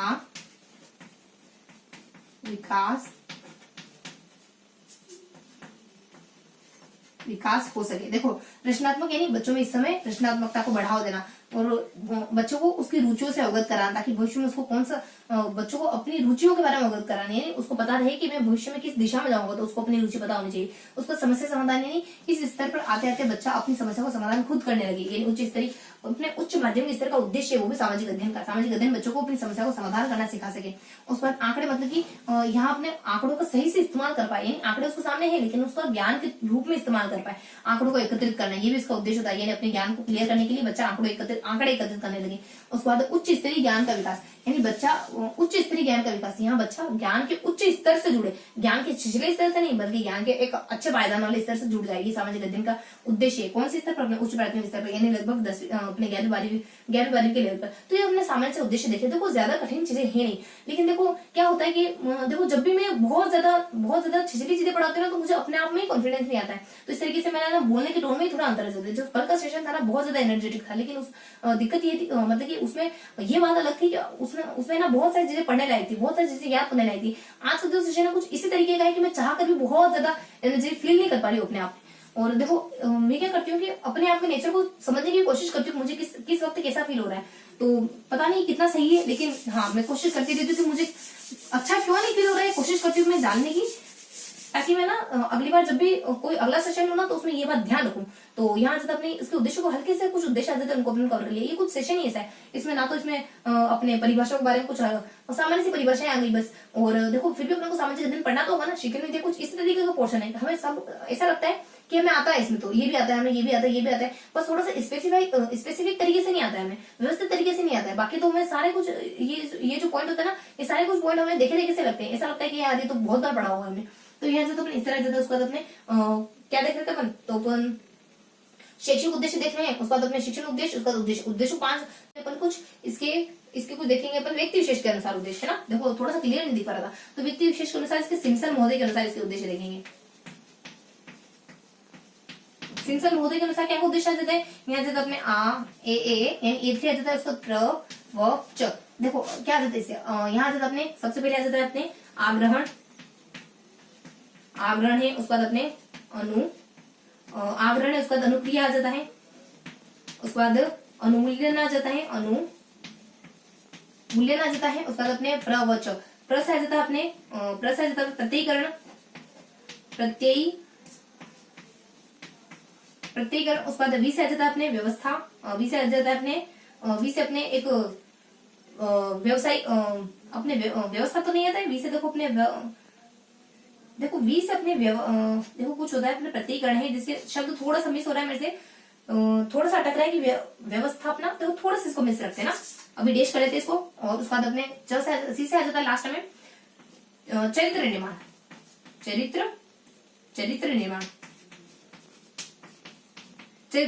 तो ये कुछ सारे पॉइंट होते हैं इनके सिम्पसन के, और इनके इन बिंदुओं में सामाजिक अध्ययन से जुड़े हुए कौन कौन से उद्देश्य आते हैं। देखो सिम्पसन है ना भावनात्मक उद्देश्य बताते हैं, तो अपन यहाँ कौन से देख रहे हैं, भावनात्मक उद्देश्य, यानी सामाजिक अध्ययन के अपन भावनात्मक उद्देश्यों को कवर कर रहे हैं अपन। तो सामाजिक उद्देश्य भावनात्मक उद्देश्य आग्रहण जाता है, अनुक्रिया जाता है, उसको अनुमूल्यन जाता है, उसको प्रत्ययीकरण जाता है, और यहाँ अपने व्यवहारीकरण मतलब आपकी चीजें व्यवहार में उतरती है और फिर आपका चरित्र बन जाती है। व्यवहारीकरण में क्या जाता है, उसको चरित्र में क्या जाता है। देखो इनमें कुछ बातें आती है। आग्रहण में क्या जाता है, सबसे पहले आप क्या करते हो, चीजों को यहाँ पर चीजों को कोई आपकी इच्छा होती है। देखो यहाँ अपने कुछ जागरूकता होती है, उसके बाद आपकी इच्छा होती है, और जागरूक होकर आप जब किसी इच्छा को देखते हो तो यहाँ आकर्षण, यहाँ जब आपने जागरूकता यानी आप किसी चीज के लिए जागरूक हो, आपने कुछ चीज देखी, आग्रहण करा, मतलब उसके लिए आप जागरूक थे, उसके बाद आपकी इच्छा थी, आप उसको अपनाना चाह रहे हो, लास्ट में आपने क्या कर दिया, आकर्षण यानी उसके प्रति आपका आकर्षण पैदा हो, वो चीज आपने अपना ली। आपने देखा कि कोई यहाँ बुरी परिस्थितियों में कैसे मुस्कुरा लेता है, कैसे हंस लेता है, कैसे अच्छे से टैकल कर लेता है, तो आप उस व्यवहार के प्रति जागरूक है, आपकी इच्छा हो कि आप भी उसको अपनाओगे, आप उसके प्रति आकर्षित हो और आपने वो चीज अपना ली। मतलब कि किसी भाव को सीखना हो तो कैसे फॉलो करोगे, तो सिम्पसन भाई साहब बताते हैं कि किसी भाव को सीखना हो तो किस तरीके से फॉलो करोगे, तो ये अपने सामाजिक अध्ययन को लेकर के उद्देश्य बताते हैं। ये भावनात्मक उद्देश्य अपने सिम्पसन के। तो अनुक्रिया जाता है, अनुक्रिया में क्या जाता है, अनुक्रिया में जाता है अपने शेष, यानी शेष आ जाता है, क्या जाता है अपने शेष, SES, ऐसा जाता है सहमति।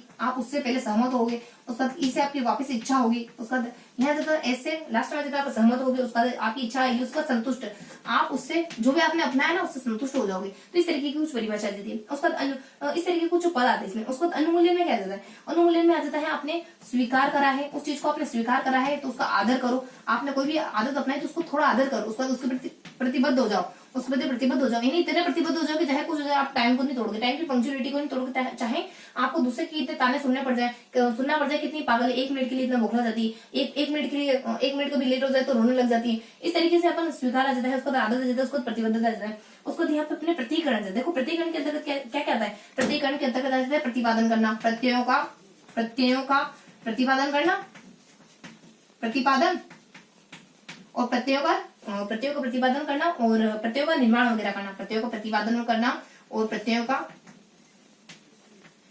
का एक तो प्रतिपादन करना और प्रत्ययीकरण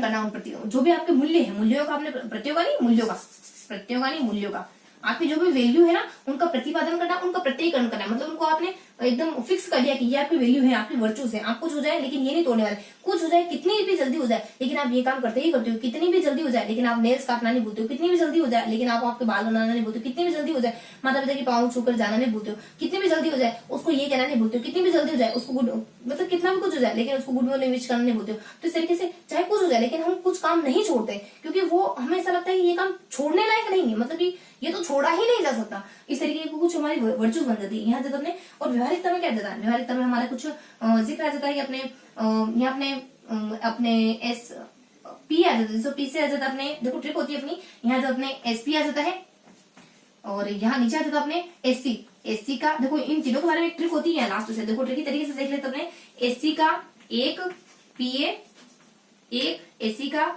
एक पीए और यहाँ ऊपर आ जाता है अपने एससी का एक पीए पीपी खरीद लेता है, नहीं सब तो पीपी नहीं खरीद पाए, सब मतलब पीपी मतलब नहीं कोई वेन वगैरह, तो एससी का जो एक पीए ना उसने पीपी खरीद ली, उसकी सैलरी वगैरह इनकम वगैरह बढ़ गई उसकी। तो पीए मतलब कि जो एक जैसा मूल्य ना उनको एक जैसे मूल्यों को प्रणाली में एकत्र कर लेना, एक जैसे मूल्यों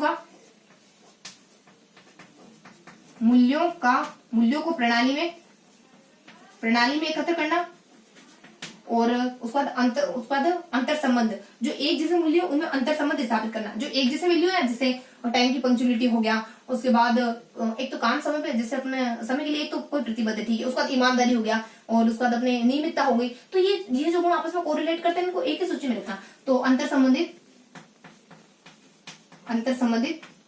मूल्यों को एक साथ रखना, जो एक साथ रखने जैसे है ना उनको एक साथ रख लेना, उनको एक साथ रखना, ये आता है इसके अंतर्गत, ये पद आता है इसके अंतर्गत। उसको चैत्र निर्माण में आ जाता है आपके सामान्यीकरण और चैत्र निर्माण। सामान्य ऐसी मतलब कि सामान्यीकरण और लास्ट में सामान्यीकरण प्लस चैत्र निर्माण, तो ये कुछ इस तरीके के पद होते हैं जो सिम्पसन भाई साहब कहते हैं कि ये हमारे सामाजिक अध्ययन के उद्देश्य होने चाहिए, ये सामाजिक अध्ययन के उद्देश्य होने चाहिए, भावनात्मक उद्देश्य होने चाहिए। तो इस तरीके से अपने उद्देश्य को दूसरा क्वेश्चन में देख लिया, व्यक्ति विशेष के अनुसार देखना था। अब देखेंगे अपन शिक्षण उद्देश्य और शैक्षिक उद्देश्य और शिक्षण उद्देश्य में अंतर देखेंगे अपन। अब क्या देखने वाले अपन, दोनों में अंतरों को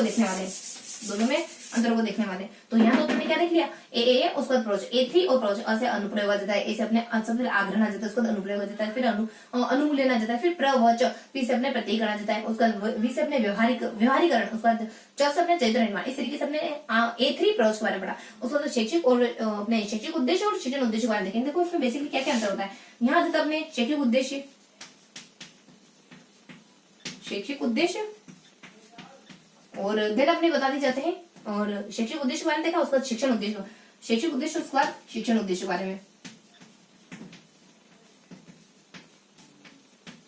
शिक्षण उद्देश्य के बारे में देखेंगे अपन। तो देखो शैक्षिक उद्देश्य क्या है, शिक्षण उद्देश्य क्या है। शैक्षिक उद्देश्य जो होते हैं ना ये है ना बहुत ज्यादा लंबे होते हैं और मतलब कि बहुत ज्यादा विस्तृत होते हैं और ये थोड़े संकुचित माने जा सकते हैं। ये एक टाइम पीरियड में एक क्लास में प्राप्त किए जा सकते हैं आसानी से, और ये मतलब विस्तृत होता है ना तो ये पूरा शैक्षिक काल लग जाता है प्राप्त करने में, जबकि ये एक कालांश में एक पीरियड में आसानी से प्राप्त किए जा सकते हैं। और ये दर्शन शास्त्र को अपने विषय वस्तु मानते हैं, जबकि ये मनोविज्ञान को अपने विषय वस्तु मानते हैं। तो इस तरीके से इसमें कुछ अंतर होते हैं, तो अपन देख लेते हैं। तो यहाँ जाता है शैक्षिक उद्देश्य के बारे में जानकारी दी जाती है कि सबसे पहले शैक्षिक उद्देश्य बहुत ज्यादा विस्तृत माने जाते हैं, विस्तृत माने जाते हैं, और जबकि ये क्या होते हैं, ये संकुचित माने जाते हैं। इनको प्राप्त करने में पूरा शैक्षिक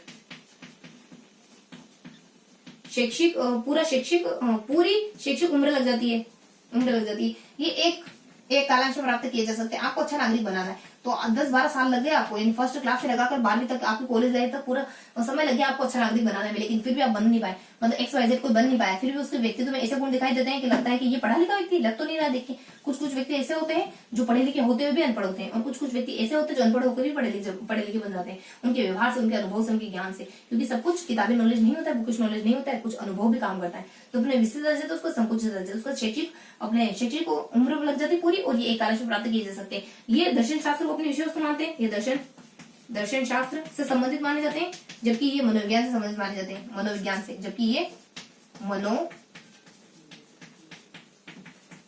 से संबंधित होते हैं। उसके बाद यहाँ 2 जानकारी ऐसी दी है कि इसको कौन प्राप्त कराता है, शैक्षिक क्रियाओं के द्वारा प्राप्त होते हैं। देखो इनके बारे में आप अदर जानकारी आएगी, इसके बारे में अदर जानकारी, आपस में कोरिलेट नहीं करेगी। यहाँ कहता है कि शैक्षिक क्रियाओं के द्वारा प्राप्त होते हैं, शैक्षिक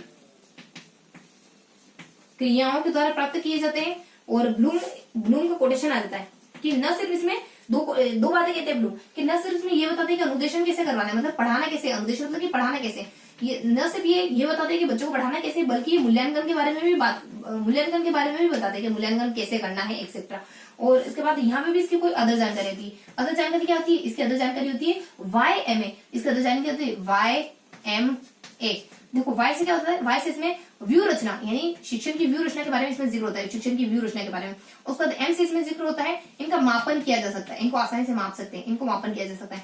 ए से इसमें जिक्र होता है, इनको है ना अनुदेशनात्मक प्राप्य उद्देश्यों के नाम से जाना जाता है, अनुदेशनात्मक प्राप्य उद्देश्यों के नाम से जाना जा सकता है। उसके बाद ए से एक और बात होती है, A2 होता है, ए से एक और के अधिगम से इनका संबंध होता है, इनका संबंध प्रत्यक्ष अधिगम से होता है। तो इस तरीके से 3 बातें इनमें कॉमन होती है कि ये बहुत ज्यादा छोटे माने जाते हैं, ये बहुत ज्यादा बड़े हैं, ये बहुत ज्यादा छोटे हैं, ये पूरा उम्र लग जाती है, शैक्षिक उम्र, ये कालांश में प्राप्त हो जाते हैं, दर्शन शास्त्र को मानते हैं, ये मनोविज्ञान को मानते हैं। ब्लूम भाई साहब कहते हैं न सिर्फ मूल्यांकन से, न सिर्फ पढ़ाने से, बल्कि मूल्यांकन से संबंध होता है और शैक्षिक क्रियाओं के द्वारा प्राप्त किए जाते हैं। इधर एक्स्ट्रा जानकारी वाई में एमए क्यों करूँ, मुझे नहीं करनी है, तो वाई से ज्यादा की व्यू रचना इसमें शामिल होती है, पढ़ाने की कौन सी व्यू रचना वो ये शैक्षिक उद्देश्य बताएंगे आपको। उसके बाद ए से इसको प्राप्त उद्देश्य भी कहते हैं, प्राप्य उद्देश्य भी कहते हैं। ए से अधिगम से इसका सीधा संबंध होता है। उसका एम यानी कि ये मापन योग्य होते हैं, इनको आसानी से मापा जा सकता है। इस तरीके की कुछ हल्की सी इनमें डिफरेंशिएट होता है, हल्का सा कुछ अंतर होता है इन दोनों में। अब अपन देखेंगे लास्ट इसके हल्के से कुछ उद्देश्य देखेंगे, बेसिक से कुछ उद्देश्य होते हैं सामाजिक अध्ययन के बारे में, उनको अपन कवर करने वाले। तो कौन से बेसिक से उद्देश्य हो सकते हैं अपने,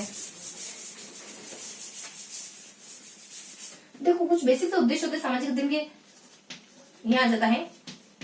देखो ट्रिक है अपनी कि भावना ने, देखो मैं हमेशा ट्रिक पर रिलाई करती हूँ, ट्रिक डूबते को तिनके का सहारा है। देखो ट्रिक क्या की थी कि भावना ने अपने व्यक्तित्व में बहुत ज्यादा पोटेंशियल, मतलब बहुत ज्यादा व्यक्तित्व का विकास कर लिया, अपने मस्तिष्क का विकास कर लिया, अपने व्यक्तित्व में समायोजन की आदत का विकास कर लिया। इस वजह से लोग उसकी तारीफ करते हैं, उसका सहयोग करते हैं और उसके ना उसको मतलब कि उत्तम नागरिकता के गुणों का, इस वजह से लोग उसके सहयोग करते हैं और उसके साथ उत्तम व्यवहार करते हैं, उसके साथ बहुत अच्छा ट्रीट करते हैं। तो यह था कि भावना ने कड़ी मेहनत करी है, कड़ी मेहनत, पहले ऐसी नहीं थी, वो मेहनत की, वो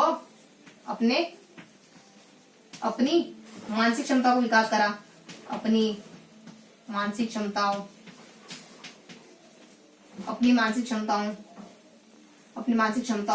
का विकास किया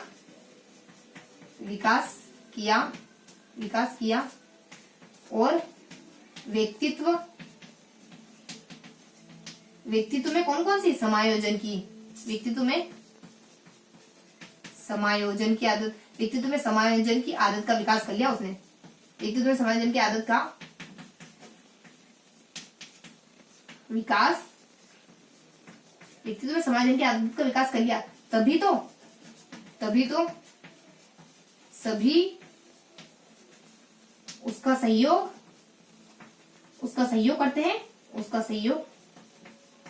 करते हैं और उससे उत्तम व्यवहार करते हैं, उससे बहुत अच्छा बोलते हैं, उससे उत्तम व्यवहार करते हैं। आप अच्छा हो ना तो जग अच्छा हो जाएगा, जैसे दृष्टि होती है ना वैसे सृष्टि हो जाती है। उत्तम व्यवहार करते हैं। तो ये अपने ना इसके सामान्य से बेसिक उद्देश्य होते हैं। भावना मतलब कि अगर ये पढ़ोगे ना तो आप में अपनेपन की भावना विकसित होगी, आपको पता चलेगा कि पूरा विश्व तो एक पूरा विश्व शैक्षिक पूरा विश्व आपस में जुड़ा हुआ है। सामाजिक अध्ययन पढ़ते हैं ना तो हमारा माइंडसेट थोड़ा ब्रॉड होता है, हम इस दायरे से हट जाते हैं कि ये हमारा देश है, ये दूसरा देश है, ये हमारा राज्य है, दूसरा राज्य, ये कहता है कि पूरी जो पृथ्वी है ना वो एक शैक्षिक एक वैश्विक व्यापार में जुड़ी हुई। तो आप है ना इस तरीके से जब चीजों को ब्रॉड होकर देखते हैं तो पता चलता है कि क्या क्या सीमाएं, क्या हमारे मतलब की सरहदें हमारी इंसानों को अलग थोड़ी ना कर सकती है। तो इस तरीके से अब जब हम पढ़ते हैं ना सामाजिक अध्ययन में जाते तो हम पूरे व्यक्ति के समाज को एक नजरिए से देखते हैं, तो हमें अपने की भावना बढ़ती है इसमें। उसके बाद कड़ी मेहनत करते हैं तो इसमें ये जब हम पढ़ेंगे ना तो हमारे मानसिक क्षमताओं का विकास होगा हमारे भीतर। उसके बाद नेक्स्ट और क्या कहते हैं मानसिक क्षमताओं का विकास होगा और व्यक्तित्व में समस्या समाज यानी व्यक्तित्व यानी इसमें ना व्यक्तित्व का विकास भी होता है बच्चे का। और नेक्स्ट यानी कि समायोजन यानी बच्चे में समायोजन की आदत का विकास होगा। आदत यानी आप में अगर सामाजिक अध्ययन पढ़ोगे तो साफ सुथरी आदत होगी, आप है ना अच्छे से चीजों को ना बहुत व्यवस्थित तरीके से करना पसंद करने लगोगे। उस आदत का विकास कर लिया और तभी तो लोग उसका सहयोग करते हैं। आप में ना सहयोग की भावना का विकास होगा और उसके साथ साथ आपके साथ है ना उत्तम व्यवहार करने लग जाते हैं। आप है उत्तम अच्छी तरीके से व्यवहार करना सीखोगे, उत्तम व्यवहार करना सीख जाओगे आप अच्छी तरीके से। और बच्चों में सामाजिकता के गुणों का विकास भी करता है ये, और संबंध वगैरह इस तरीके की ट्रिक आ जाती है कुछ हल्की सी अपने। तो मतलब कि इसमें है ना सारे उद्देश्य क्लियर हो गए। ये सामाजिक अध्ययन क्या करता है, आप में मस्तिष्क आपके ना मानसिक क्षमताओं को बढ़ाता है, आपके व्यक्तित्व का विकास करता है, आपके समाज का विकास करता है, आप में अच्छी आदतों को लेकर के आता है, आप में सहयोग की भावना का विकास करता है, आपको उत्तम व्यवहार करना सिखाता है, इसमें अपनेपन की भावना को सिखाता है, आपको अपनेपन की भावना आप में अपनेपन की भावना का संचार करता है। तो इस तरीके से इसके कुछ बेसिक से उद्देश्य होते हैं। तो उद्देश्य वाला पोर्शन अपना कंप्लीट हो गया। अब अपन देखेंगे उपागमों के बारे में। इसके कुछ अपन उपागमों के बारे में देख लेते हैं। अब देखेंगे इसके उपागम के बारे में। देखो उपागम कौन कौन से होते हैं, बेसिकली अपन 3 उपागमों के बारे में पढ़ने वाले हैं, फर्स्ट, सेकेंड और थर्ड और फोर्थ, 3 नहीं 4 उपागमों के बारे में पढ़ने वाले हैं। तो सबसे पहले आ जाता है अपने ब्लूम उपागम, फिर अपने मेगर उपागम, फिर मिलर उपागम और लास्ट में अपन देखने वाले मेगर उपागम मिलर उपागम के बाद लास्ट में अपन कवर करने वाले ग्रीनलैंड उपागम। देखो ब्लूम उपागम के बारे में हल्का सा जिक्र आता है कि 1956 में इन्होंने 1956 में परीक्षा में सुधार की बात कही। परीक्षा में सुधार होना चाहिए, परीक्षा में उद्देश्यों को विषय वस्तु के स्थान पर क्या कहा इन्होंने कि विषय वस्तु के स्थान पर किसको महत्व दो। तो थोड़ा सा मुंह हो रहा है, थोड़ा अरेंज कर लूं इसको। हाँ, तो विषय वस्तु के स्थान पर आप उद्देश्यों को महत्व दो, विषय वस्तु के स्थान पर आप उद्देश्यों को महत्व दो, विषय वस्तु को नहीं बल्कि आपको उद्देश्यों को ज्यादा महत्व देना है। उसके बाद नेक्स्ट ये कहते हैं कि हर प्रश्न के बाद बच्चों में कुछ व्यवहार में बदलाव होना चाहिए। हर प्रश्न के बाद आप हर एक प्रश्न करो तो आपके व्यवहार में बदलाव होना चाहिए, ऐसे नहीं कि सिर्फ नंबर मिल गए। हर प्रश्न के बाद व्यवहार में बदलाव होना चाहिए। तो ये कुछ बेसिक से इन्फॉर्मेशन होती है ब्लूम महोदय के बारे में। अब मेगर और मिलर के बारे में देख लेते हैं अपन। तो देखो मेगर और मेगर आ जाता है ये ना 1962, इन्होंने मेगर के द्वारा कब दिया गया 1962 में उपागम दिया गया, और मिलर के द्वारा उपागम कब दिया गया 1962 में। इन दोनों ने ही 1962 में उपागम दिया। और उसके बाद अपन तीनों को है ना साथ ही में पढ़ लेते हैं। तो यहाँ अपन दोनों को अपन थोड़ा सा अपन साथ में कवर कर लेते हैं। तो यहाँ जब अपने यहाँ मेगर मिलर देखेंगे अपन एक ही साथ, और लास्ट में अपन ग्रीनलैंड उपागम देखेंगे। तो यहाँ जब अपने मेगर और यहाँ देखेंगे अपन मिलर के बारे में। देखो मेगर 1962 में आया, ये भी 1962 में आया, और इन्होंने मेगर ने भावनाओं पर प्लस ज्ञान पर इस पर दिया, और इन्होंने क्रियात्मक उद्देश्यों पर दिया। इनका उपागम क्रियात्मक उद्देश्यों पर था, इनका भावना पर और ज्ञान पर था। और नेक्स्ट बता दीजिए जाता है इनमें एक बात दोनों में सेपरेट होती है, क्या देखो ये ना ये बताते हैं, ये कहते हैं इसका उपयोग कहाँ हुआ, इसका उपयोग कहाँ। जो मेगर वाला उपागम होता है ना, ये कहता है कि किसी भी कार्य के बाद आपको 3 क्षेत्र में संतुष्टि मिलनी चाहिए। यानी कोई भी काम आप करो तो आपको 3 एरिया आपके संतुष्ट होने चाहिए, 3 एरिया आपके संतुष्ट होने चाहिए। कौन कौन से एरिया संतुष्ट होने चाहिए आपके है ना एन यानी पसंद, न प स, देखो न पस, NPS, न से आपकी निष्पत्ति मतलब कि आपकी अचीवमेंट। आप कोई भी काम करो तो आपको कोई ना कोई अचीवमेंट, कोई उपलब्धि मिलनी चाहिए। इतना पढ़े तो कम से कम 90% आना ही चाहिए। उसके बाद पी से आ जाता है आपकी परिस्थितियां। अगर 90% आए और आपको स्कॉलरशिप नहीं मिली इंदिरा प्रियदर्शनी, तो मान लो आपने जिले में टॉप कर लिया, आपकी कैटेगरी में टॉप करा, लेकिन आपको इंदिरा प्रियदर्शनी नहीं मिली, आप अपने घर की स्थितियां नहीं सुधार पाए, तो वो भी आपके संतुष्टि का लेवल पूरा नहीं हुआ। उसके बाद ऐसे सामान्य स्वीकृति, आपका 90% आ गया लेकिन आपके घर में फिर भी कोई वैल्यू नहीं, आपको 90% की किसी को कोई वैल्यू ही नहीं, स्वीकृति, ऐसा नहीं होना चाहिए। यानी आपको सामान्य स्वीकृति मिलनी चाहिए। आपने जो भी काम करा है, तो किसी भी काम के ना किसी काम को करने के बाद 3 प्रकार से आपके संतुष्ट होने चाहिए। किससे, न से अपने निष्पत्ति मिलनी चाहिए, उसको परिस्थिति में बदलाव होना चाहिए, उसके बाद आपके काम को स्वीकृति मिलनी चाहिए। उधर अपने यहाँ अपने मिलर के द्वारा क्या कहा जाता है, मिलर के द्वारा तो थोड़ा सा जिक्र आता है। देखो अब तो यहाँ तो अपने सेपरेट जगह बचेंगे, तो अपन थोड़ा सा यहाँ देख लेते हैं। हाँ, तो यहाँ जो अपने मिलर के द्वारा क्या जिक्र होता है कि मिलर का जो उपागम है ना वो अपने सैन्य विधि से निकला है, यानी सैन्य विधि से इसका प्रतिपादन हुआ। सैन्य विधि से प्रतिपादन। और उसके बाद नेक्स्ट जानकारी, इसकी थोड़ी सी और जानकारी, थोड़ी सी हल्की सी और जिक्र होता है इसमें ना उद्देश्यों को महत्व नहीं दिया जाता, बल्कि इसमें उद्देश्यों का जिक्र होता है, देन इसमें कौशल का जिक्र होता है। यानी इसमें उद्देश्यों को महत्व नहीं दिया गया, ये महत्व देते कौशल को। इसमें उद्देश्यों को महत्व नहीं दिया बल्कि कौशल को महत्व देते हैं। किसको महत्व देते हैं? कौशल को महत्व देते हैं, ये कौशल को महत्व देते हैं। तो इस तरीके से थोड़ा सा अपन चलो लिख लेते हैं, फटाफट मैं मिटा देती हूँ और सेपरेट लिख लेते हैं थोड़ा सा ना, तो चीजें थोड़ी सी क्लियर हो जाएगी। हाँ, तो यहाँ से अपने मेगर, उसके बाद मिलर 1962 ये अपने भावना प्लस ज्ञान पर, ये क्रिया पर क्रियात्मक उद्देश्य देते हैं। और ये कहते हैं संतुष्टि 3 एस्पेक्ट में, न प स, निष्पत्ति, परिस्थितियां और स्वीकृति। ये कहते हैं ये उद्देश्यों को महत्व नहीं देते, बल्कि इसको कौशल को ज्यादा महत्व देते हैं। ये दोनों, ये बात इसकी थोड़ी सेपरेट है, बाकी दोनों में अपन कंपेयर करके आसानी से देख सकते हैं। यहाँ आता है ये सैन्य विधि से इसका प्रतिपादन हुआ है, सैन्य विधि से इसका ओरिजिन हुआ, इसका उद्भव हुआ। तो ये अपने मेगर और मिलर उपागम था, और ये अपना ब्लूम वाला उपागम था। 1956 में परीक्षा में सुधार करते कहते कि हर प्रश्न के बाद बच्चे के व्यवहार में कुछ बदलाव होना चाहिए। अब हल्का सा ग्रीनलैंड उपागम के बारे में देख लेते हैं। अब यहाँ पर ब्लूम की जगह देख लेते हैं अपन ग्रीनलैंड उपागम। देखो ग्रीनलैंड उपागम तो अपना हल्का सा जिक्र आता है, ज्यादा कुछ नहीं है। यहाँ ग्रीनलैंड के बारे में आ जाता है कि ये अपने विश्वविद्यालय छात्रों के लिए होता है। इसमें सामान्य उद्देश्यों को और विशिष्ट उद्देश्यों को एक ही बताया जाता है। सामान्य उद्देश्य और शैक्षिक उद्देश्य, सामान्य उद्देश्य को इसमें शैक्षिक उद्देश्य कहते हैं।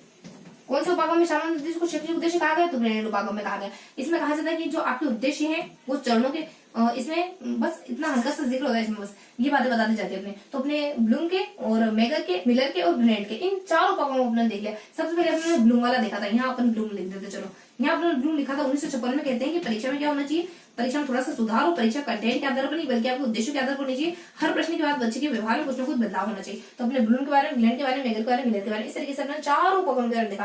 तो ये ब्लूम 1956 में कहते हैं कि परीक्षा में कुछ बदलाव होना चाहिए और हर प्रश्न के बाद बच्चे के व्यवहार में कुछ बदलाव होना चाहिए, मतलब परीक्षा जो उद्देश्य के आधार पर। उसको ग्लेंड के द्वारा कहा जाता है कि ना विश्वविद्यालय का एक उपागम है, और इसमें ना बच्चों के शैक्षिक उद्देश्यों को और सामान्य उद्देश्यों को एक ही कर दिया गया। उसका मेगर और मिलर, मेगर कब आते हैं 1962 में, मिलर कब आते हैं 1962 में। ये भावनात्मक उद्देश्य देते, ज्ञानात्मक उद्देश्य देते, ये अपने क्रियात्मक उद्देश्य देते। ये कहते हैं कि संतुष्टि अपने 3 स्तर पर मिलनी चाहिए, अपने निष्पत्ति पर, परिस्थितियों पर और स्वीकृति पर। ये निष्पत्ति के कोई काम करने के बाद 3 एरिया आपके संतुष्ट होने चाहिए।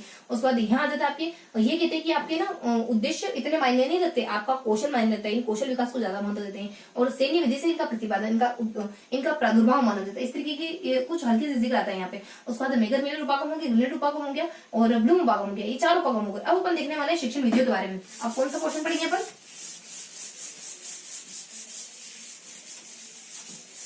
अब अपन आज का लास्ट पोर्शन पढ़ने वाले हैं। आज का लास्ट पोर्शन है अपना शिक्षण विधियां। अपना 5th टॉपिक आ जाता है शिक्षण विधियां। किसकी? सामाजिक अध्ययन की शिक्षण विधियां। कौन कौन सी शिक्षण विधियां देखने वाले अपन? लगभग 3 शिक्षण विधियां देखने वाले। एक तो सबसे पहले सामाजिकृत शिक्षण विधि के बारे में देखने वाले। देन अपन मस्तिष्क उद्वेलन के बारे में देखने वाले। उसके बाद लास्ट अपन देखने वाले हैं प्रदर्शन। देखो सबसे पहले अपन देखने वाले हैं समाजीकृत के बारे में। समाजीकृत के बारे में क्या देखेंगे अपन? समाजीकृत के बारे में अपन देखेंगे इसके गुण के बारे में, इसके दोष के बारे में, इसकी कुछ परिभाषाओं के बारे में और उसके कुछ उद्देश्यों के बारे में देखेंगे। देखो समाजीकृत के गुण क्या होते हैं? समाजीकृत के गुण होते हैं, देखो ट्रिकी तरीके से देखेंगे कि मनोवैज्ञानिक ने भावना, प्रेरणा, रुचि, मनोवैज्ञानिक ने भावना, प्रेरणा, रुचि की आत्मविश्वास व क्रियाशीलता को तो पहचान लिया, क्रियाशीलता को तो पहचान लिया, पर सामाजिक व मानसिक रूप से पिछड़े बालक पर ध्यान नहीं दिया।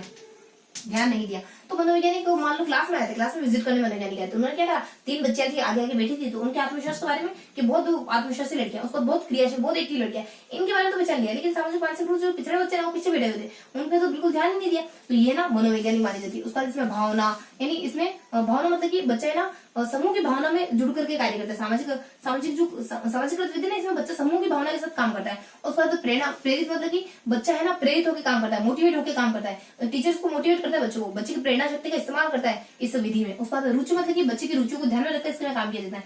और आत्मविश्वास, बच्चे में आत्मविश्वास की भावना का विकास होता है, इसमें ना क्रियाशीलता का सिद्धांत काम करता है। और मानसिक गुणों का विकास होता है। पिछड़े पिछड़े बालक, ये ना बाल केंद्रित मानी जाती है। तो ये सारे इसके गुण देते हैं। अब इसके दोष क्या होते हैं, देखो इसके दोष होते हैं कि मनोवैज्ञानिक चाहे कौन सा भी स्थान हो, यानी चाहे स्थान कोई भी हो, चाहे समय कोई भी हो, लेकिन मनोवैज्ञानिक किसी भी बच्चे को पिछड़ा नहीं कहने देंगे। जो मनोवैज्ञानिक है ना, वो कुछ बच्चों को भी पिछड़ा कहने का अधिकार किसी को नहीं देंगे। क्यों कहा बच्चों को पिछड़ा? बच्चे पिछड़े नहीं, आप पिछड़े हुए, आपकी जो पूरी संस्था है पिछड़ी हुई, आपके जो रूल्स है, प्रोटोकॉल से नियम है, ये सारे पिछड़े हुए हैं। तभी तो आप बच्चे को मतलब कि बच्चे का विकास नहीं कर पा रहे। बच्चा 5वीं में कमजोर है, ठीक है, बच्चा 8वीं में कमजोर है, ठीक है, बच्चा 9वीं में कमजोर है, ठीक है, लेकिन बच्चा 12वीं तक कैसे कमजोर है? आपने क्या करा जब उसके साथ 12 साल होगा? तो यहाँ जाता है कि चाहे स्थान कोई भी हो, चाहे समय कोई भी हो, लेकिन जो मनोवैज्ञानिक है ना, मनोवैज्ञानिक कुछ बच्चों को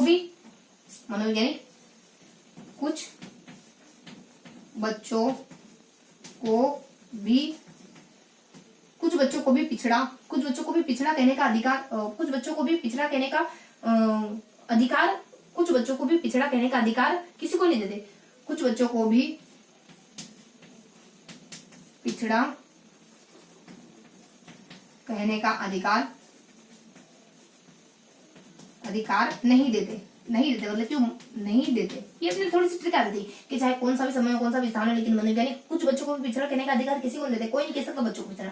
तो यहाँ तक कि इसमें स्थान बहुत ज्यादा लगता है, इसमें समय बहुत ज्यादा लगता है। उसके बाद कोई भी मनोवैज्ञानिक फिर अपने चाहे कोई भी स्थान हो, कोई भी समय हो, लेकिन विशेषज्ञ, मनोवैज्ञानिक नहीं, यहाँ पे विशेषज्ञ व्यक्ति है, मनोवैज्ञानिक नहीं बल्कि विशेषज्ञ, यानी कोई जो 1-2 बच्चे जो ज्यादा होशियार होते हैं ना, बहुत ज्यादा समझदार होते हैं, तो वो बच्चे विशेषज्ञ की तरह आगे आ जाते हैं इस, और बाकी बच्चे पीछे नेगलेक्ट हो जाते हैं। कुछ बच्चे आगे आ जाते हैं ना, तो बाकी बच्चे पीछे नेगलेक्ट होते चले जाते हैं। कुछ बच्चों को प्रतिनिधित्व हो जाता है, तो विशेषज्ञ यानी कुछ बच्चे विशेषज्ञ की भूमिका में आ जाते हैं। और कुछ बच्चों यानी वही अपने कुछ बच्चे बहुत ज्यादा पिछड़ जाते हैं, कुछ बच्चे विशेषज्ञ की तरह आगे आ जाते हैं। उसके बाद को भी पिछड़ा कहने का अधिकार किसी को नहीं देते। यहाँ अधिकार मतलब कि इसमें विषय पर अधिकार नहीं हो पाता है, यानी ये विधि ऐसी कि इसमें विषय पर अधिकार नहीं कर पाते हो, क्योंकि सामाजिक अधिकृत स्थिति में आपको बार बार ना इस तरीके की एक्टिविटी करते हो, विषय पर अधिकार नहीं कर पाते हो, तो कहने का अधिकार किसी को नहीं देते। इसके तो हल्के से दोष होते हैं। सामाजिक अभिकृत विधि होती क्या है? बेसिकली इसमें ना कुछ समाज में जाकर सीखा जाता है सीधा। तो ये सामाजिक अभिकृत विधि जो होती है ना, विषय पर अधिकार नहीं कराती आपका। उसके बाद इसके कुछ उद्देश्य होते हैं, देखो उसके बाद इसकी कुछ परिभाषा और उद्देश्य। देखो उद्देश्य इसी के जैसे होते हैं, तो साथ में देख लेते हैं। उद्देश्य क्या होते हैं? देखो मेरा मानना तो ये है, अपने ट्रिक क्या है कि देखो उद्देश्य इसके ये उद्देश्य है कि मेरा मानना तो ये है कि अगर पूर्ण वास्तविकता है तो ये कि तुम समूह से अगर कट के रह रही हो, समूह से दूर भाग रही हो, लोगों से दूर भाग रही हो, तो तुम्हें आत्मविश्वास की कमी, वरना सामाजिक चेतना, चिंतन, उस पर समझ, ये सारी बातें तो लोगों में सामाजिक उत्तरदायित्व की भावना बढ़ाती है। फिर तुम इतना लोगों से क्यों भागती हो? तो यहाँ जगत में उद्देश्य की ट्रिक आ जाती है कि पूर्ण वास्तविकता तो ये है, यानी पूरी सच्चाई तो ये है। तुमको लग रहा है कि तुम लोगों से भाग रही हो, मतलब कि तुम शायद तुम्हें कोई फोबिया वगैरह है, कोई शायद मतलब कि कोई दूसरी प्रॉब्लम है, लेकिन प्रॉब्लम वो नहीं है। प्रॉब्लम ये है कि तुम्हें आत्मविश्वास की कमी है। यानी पूर्ण वास्तविकता तो ये है, और तुम्हें नहीं पता चल रहा। पूर्ण वास्तविकता तो ये है कि यदि तुम पूर्ण वास्तविकता तो ये है कि अगर तुम समाज से, यानी पूर्ण वास्तविकता तो ये है कि अगर तुम समाज से कट रही हो। पूर्ण वास्तविकता तो ये है, देखो थोड़ा सा अपन यहाँ, पूर्ण वास्तविकता तो ये है कि अगर तुम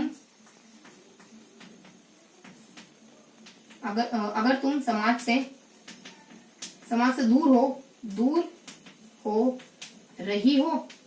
रही हो तो तुम में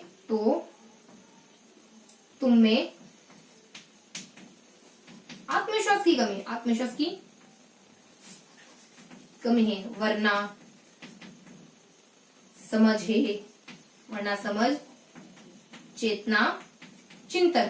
चेतना चिंतन, ये तो आप सामाजिक उत्तरदायित्व की भावना बढ़ाते हैं। तो सामाजिक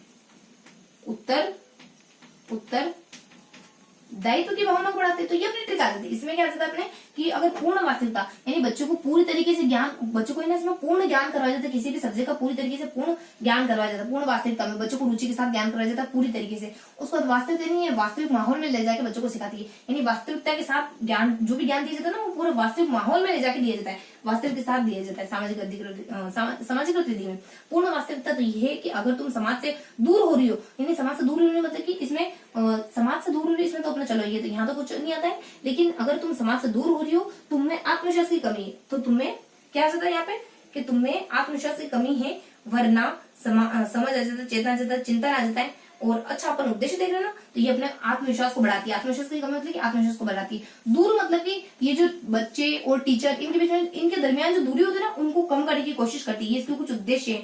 उसके बाद नेक्स्ट आ जाता है आत्मविश्वास की कमी है, वरना समझ है, चेतना, चिंतन है, यानी बच्चों में समझ का विकास करेगी, बच्चों में समझ का विकास करेगी, बच्चों में चेतना का, गहन चेतना का विकास करेगी, बच्चों में चिंतन क्षमता का विकास करेगी, सामाजिक उत्तरदायित्व की भावना का विकास करेगी। इस तरीके के उसके कुछ उद्देश्य होते हैं। तो इन शब्दों से क्या होता है कि सारे इस तरीके से सारे शब्दों में अलग अलग तो याद करना बहुत ज्यादा मुश्किल हो जाएगा। बिखरे बिखरे शब्द कितने शब्द याद रख पाएंगे, तो थोड़ा से शब्द थोड़ा ट्रिकी तरीके से थोड़ा सिमट जाते हैं ना, तो याद रखना थोड़ा सा इजी हो जाता है। तो उद्देश्य क्या रहता है, देखो मेरा मानना तो है, पूरी वास्तविकता तो ये, पूरी सच्चाई तो ये कि तुम समूह से बार बार कट रही हो, समूह से दूर हो रही हो, इसका मतलब तुम्हें आत्मविश्वास की कमी है और तुम लोगों को फेस करने में डरती हो। और अगर ये बात है, और सामाजिक चिंतन और सामाजिक चेतना है, चिंतन है, समझ है, ये जो फीलिंग्स है ना, ये तो सामाजिक उत्तरदायित्व की भावना को बढ़ाती है, लेकिन तुम्हें तो ऐसी फीलिंग दिखाई नहीं दे रही। तो यहाँ इनसे ये जो सारे शब्द है ना, इससे उद्देश्य होते हैं जनरली। तो ये सामाजिक गतिविधि के गुण, सामाजिक गतिविधि के दोष, उसका इसके कुछ उद्देश्य। अब देखेंगे इसकी थोड़ी सी टेक्निकल चीजें हैं, इसकी परिभाषाओं के बारे में देख लेंगे आप अपन, और उसके बाद हम बस परिभाषा बच जाती है। इसके प्रकार तो बेसिकली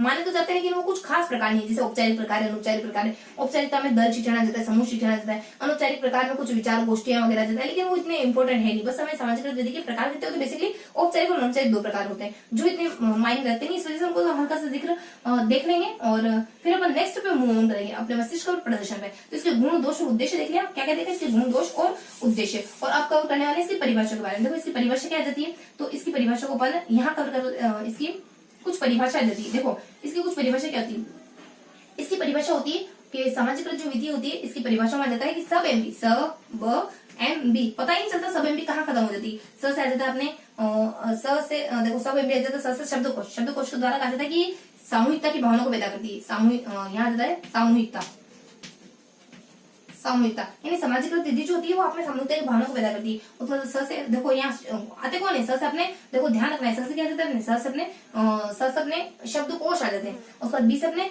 बाइनिंग आ जाता है, और बी से अपने बाइनिंग है, उसके बाद एम से अपने मुफाद है, और पी से अपने और सब, उसके बाद अपने एम बी, और सब एम और बी, सब एम बी, ठीक है, अपने सब एम बी आ जाता है। तो अपने बाई आ जाती है, मुफाद आ जाता है, उसके बाद अपने शब्द आ जाता है, उसके बाद बेस आ जाता है। बाई देखो अपने शब्द आ गया, किसके बाई के, देखो अपन लिखते भी चलते हैं, इनको मनोवैज्ञानिकों के नाम भी लिख लेते हैं अपन, चलो लिख ही लेते हैं, तो फिर हमें चीजें ना ज्यादा क्लियर हो जाएगी। तो अपने यहाँ आ जाता है कि सब, ठीक आ जाते हैं अपने सब ब और एम बी। सब एम बी कहाँ खत्म हो जाती है शाम तक, मुझे तो पता ही नहीं चलता, मेरे तक तो एम बी बचती नहीं। तो स आ जाता है, स से अपने शब्दकोश आ जाता है, शब्दकोश आ जाता है। बी से अपने बाइनिंग आ जाता है, बाइनिंग आ जाता है, बी से अपने बाइनिंग आ जाता है, उसके बाद एम से अपने मुफात आ जाता है, एम से अपने मुफात आ जाता है, और उसके बाद अपने बी से आ जाता है अपने बेसले आ जाता है, तो शब्द बाई के शब्द मुफ्त में उनके पास में बैठ के सुन लो। अगर तुम्हें दादी के शब्द सुनने तो उनके पास में बैठ जाओ, तो मुफ्त में सुना देगी तुम्हें। तो शब्दकोश के द्वारा क्या करते हैं, सामूहिकता, ये विधि बच्चों में सामूहिकता की भावना का विकास करती है। इस विधि से बच्चों में समूह की भावना का विकास होता है। बाई के द्वारा क्या कहा जाता है, बाई के द्वारा दो परिभाषा दी जाती है, एक तो सीमित परिभाषा और व्यापक परिभाषा। सीमित परिभाषा में दो प्रकार से परिभाषा होती है। सीमित परिभाषा में ये कहते हैं, बाइनिंग के द्वारा कहा जाता है कि जब बच्चा है ना, जब टीचर बच्चों की समिति को कक्षा सौंप के चला जाता है, बच्चों की समिति को कक्षा सौंप के चला जाता है, वो विधि हमारी सामाजिक विधि होती है। उसका सीमित परिभाषा, उसका व्यापक परिभाषा क्या होती है कि इसमें उत्तरदायित्व की, इससे ना व्यक्तिगत उत्तरदायित्व का विकास होता है, व्यक्तिगत उत्तरदायित्व का विकास, व्यक्तिगत उत्तरदायित्व और सामाजिक चेतना का विकास होता है। व्यक्तिगत उत्तरदायित्व प्लस सामाजिक चेतना, ये दो शब्दों का जिक्र होता है अपने बाइनिंग के द्वारा। उसके बाद अपने मुफाद, उसके बाद वेस्ले। देखो मुफाद के द्वारा कहा जाता है कि अपने वेस्ले के द्वारा तो कहा जाता है कि बेच लो, यानी कि वेस्ले के द्वारा कहा जाता है अपने, देखो मुफाद के द्वारा कहा जाता है अपने, मुफाद के द्वारा क्या कहते हैं अपने अपने शब्दकोश के द्वारा अपने समूह कहा जाता है। यानी कि आपने डिक्शनरी ली है, आपको कोई शब्द मिल रहा है, आपने कहा सारे समूह वाले बच्चे यहाँ जाओ, मेरे को शब्द ढूंढने में मदद करो। बाइंडिंग के द्वारा आपकी बाई कहती है कि एक समिति, टीचर क्या करता है, समिति को सौंप करके कक्षा चला जाता है। ये अपनी सीमित परिभाषा। बाइंडिंग दो बार आती है, इस वजह से दो परिभाषा आती है इनकी। उसके बाद ये व्यापक परिभाषा देते हैं, ये नहीं होता है आपके व्यक्तिगत उत्तरदायित्व और सामाजिक चेतना। व्यक्तिगत उत्तरदायित्व क्या है और समूह की चेतना क्या है, ये दोनों व्यापक परिभाषा मानते हैं। उसके बाद मुफाद के द्वारा भी बात आती है, उसके बाद बेसले के द्वारा भी आती है। देखो मुफाद के द्वारा तो कुछ हल्का सा कोई जिक्र होता है मुफाद का। देखो मुफाद क्या कहते हैं, अपने सब एमपी बी से अपने एम से अपने मुफाद आ जाता है ना, और उसके बाद अपने और फिर ऐसा अपने बाई जाता है, उसका शब्द फिर मुफाद आ जाता है, लास्ट में बेसले आता है अपने। ये बेसले कहते हैं।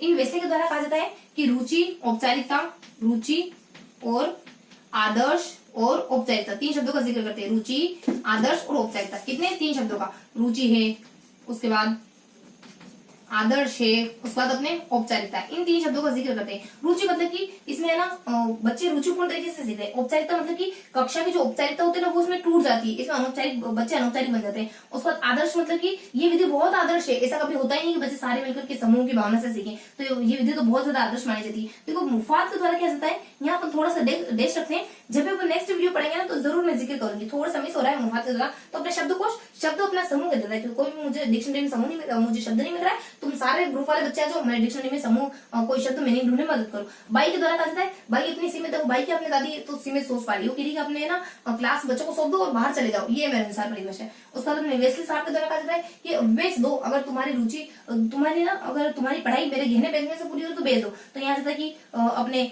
मैं ना तुम्हारी पढ़ाई के लिए सारी औपचारिक चीजें को, सारी औपचारिकता तोड़ दूंगी। अपने गहने वगैरह बेचना जो समाज कहता है ना कि नहीं करनी चाहिए, अपने खानदानी गहने नहीं बेचनी चाहिए, इस तरीके की औपचारिकता नहीं रखूंगी मैं, तो अपने रुचि आ जाता, औपचारिकता आ जाता, आदर्श आ जाता, औपचारिकता को तोड़ देती है विधि। उसके बाद रुचि मतलब कि बच्चों में रुचिपूर्ण तरीके से सीखने का मौका मिलता है इस वाली विधि में। उसके बाद आदर्श वगैरह मतलब कि ये विधि बहुत आदर्श है, ऐसा कुछ होता ही नहीं है, सारे बच्चे कभी समूह की भावना से सीख ही नहीं पाते, बहुत सारे बच्चे पिछड़ जाते हैं। तो इस तरीके से अपने विषय के द्वारा परिभाषा दी जाती है। तो ये अपने सामाजिक विधि पूरी होगी। उसके बाद मस्तिष्क और प्रदर्शन विधि, दो विधियों को हमें कवर करना है। तो यहाँ जब आपने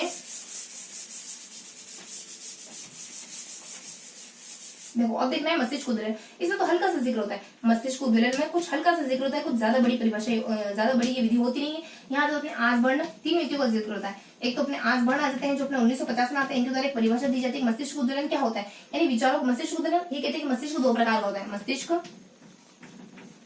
दो प्रकार का, पहला जिसमें बहुत सारे विचार आते हैं, दूसरा जिसमें उन विचारों की आलोचनाएं आती है।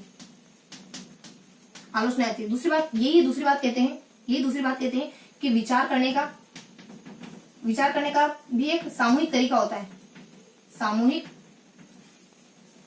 यानी विचार करने का भी एक सामूहिक कोई तरीका होता है, इनके सामूहिक तकनीक होती है। तकनीक होती है विचारों की। विचार ऐसे ही नहीं आते, उन्मुक्त रूप से विचारों को आने के लिए एक सामूहिक तकनीक होती है। ये बेसिकली दो इस तरीके के टर्म इस्तेमाल करते हैं अपनी परिभाषाओं में, तो इस वजह से अपन जिक्र करते हैं। आज 1950 में इस तरीके की परिभाषा देते हैं, उसको विल्सन नामक व्यक्ति थे। विल्सन आता है अपने 1987 में। ये 8 चरण बताते हैं, इनके द्वारा 8 चरण जो अपने ये विधि है ना अपने मस्तिष्क उद्वेलन, इसके 8 चरण बताए जाते हैं। कौन कौन से 8 चरण बताते हैं ये देखो, ट्रिक तरीके से देखेंगे। PHS, उसका CM, उसका समल, ये 8 चरण बताए जाते हैं इनके द्वारा। यानी PH देखो, PH अपने हैंडीकैप में कोई CM है, वो अब तुम समझ आओ। अगर ऐसी तुम्हारी हरकतें रही ना तो और कोई 2-4 हाथ पाँव और तोड़ देगा तुम्हारे, मतलब कि जो बच्चे कुछ हाथ पाँव वो और तोड़ देगा तुम्हारे। तो PH यानी जो हैंडीकैप CM है उसको कह रहे हैं आप समझ जाओ, हरकतें थोड़ी सुधार लो, वरना अगर ऐसी ही हरकतें रही ऐसे यानी PH से कहते हैं पी से अपने परिचय, पी से अपने देखो यहाँ क्या चीजें आती है अपने पी से परिचय आ जाते हैं। उसके बाद H से आ जाता है अपने हिम भंजक, H से आ जाता अपने हिम भंजक। उसके बाद S से आ जाता अपने समस्या, देखो अब आ जाता अपने समस्या। उसके बाद एक और S से आ जाता अपने संकेंद्रण, समस्या के बाद अपने संकेंद्रण। उसके बाद C से आ जाता अपने यहाँ जाता अपने चयन, C से अपने चयन। उसके बाद यहाँ जाता अपने मूल्यांकन, मस्तिष्क उद्वेलन, मूल्यांकन नहीं अपने C से चयन के बाद अपने मस्तिष्क उद्वेलन, यहाँ जाता अपने मस्तिष्क उद्वेलन। उसके बाद अपने S से आ जाता अपने सुझाव। उसके बाद यहाँ आ जाता अपने मूल्यांकन। उसके बाद लास्ट में आ जाता L से अपने लाभ।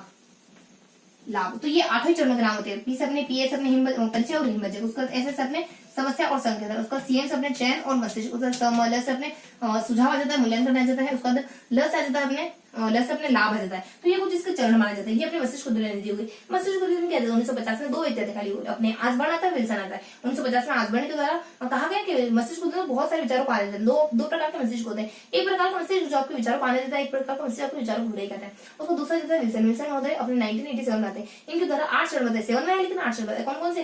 पीएच समझ जाओ, वरना अपने पीएच सीएम तुम समझ जाओ, वरना तुम्हारे ऐसे ही काम करना, तुम्हारे हाथ पर टूट जाने। पीएच सीएम और समझ जाओ और ऐसे ही काम। तो यहाँ जैसे पी से अपने जैसे परिचय, ऐसे अपने हिमभंजक, ऐसे अपने संकेतन, ऐसे अपने समस्या वगैरह, उसके बाद अपने पीएच सीएम, उसका समल, स से अपने जैसे सुझाव, उसका मूल्यांकन, ल से अपने लाभ। तो कुछ 8 चरण बताए जाते हैं इनकी तरह। उसको तो अपने प्रदर्शन विधि के बारे में बताना। प्रदर्शन विधि कौन सी होती है? प्रदर्शन विधि प्रदर्शन थोड़ी ना, अपनी विधि होती है। और यहाँ आ जाता है अपने वो पर्यवेक्षण विधि, यानी घूमने वाली विधि, पर्यवेक्षण।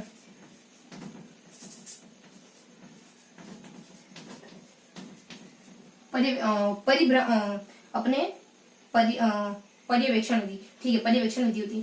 तो पर्यवेक्षण विधि में क्या बताया जाता है? देखो अपनी इस विधि में क्या करते हैं, वो बाहर जाके ना मतलब कि आप चीजों को ना, देखो ये प्रदर्शन या पर्यवेक्षण एक अपनी, देखो तो थोड़ा सा मिस हो रहा है, एक अपनी वो विधि होता है ना जिसमें बच्चों को बाहर ले जाके बाहर मतलब कि इंटरेक्शन कराया जाता है, सीधे समाज के साथ इंटरेक्शन कराया जाता है, जो अपने परिभ्रमण। देखो परिभ्रमण सिंपल सी विधि होती है, परिभ्रमण विधि। पर्यवेक्षण तो अपने क्लास में घूमता है टीचर, तो परिभ्रमण। परिभ्रमण में क्या होता है? देखो अपने 2 व्यक्ति होते हैं, एक तो एक तो अपने रूसो होता है और एक पेस्ट्रोलॉजी होता है।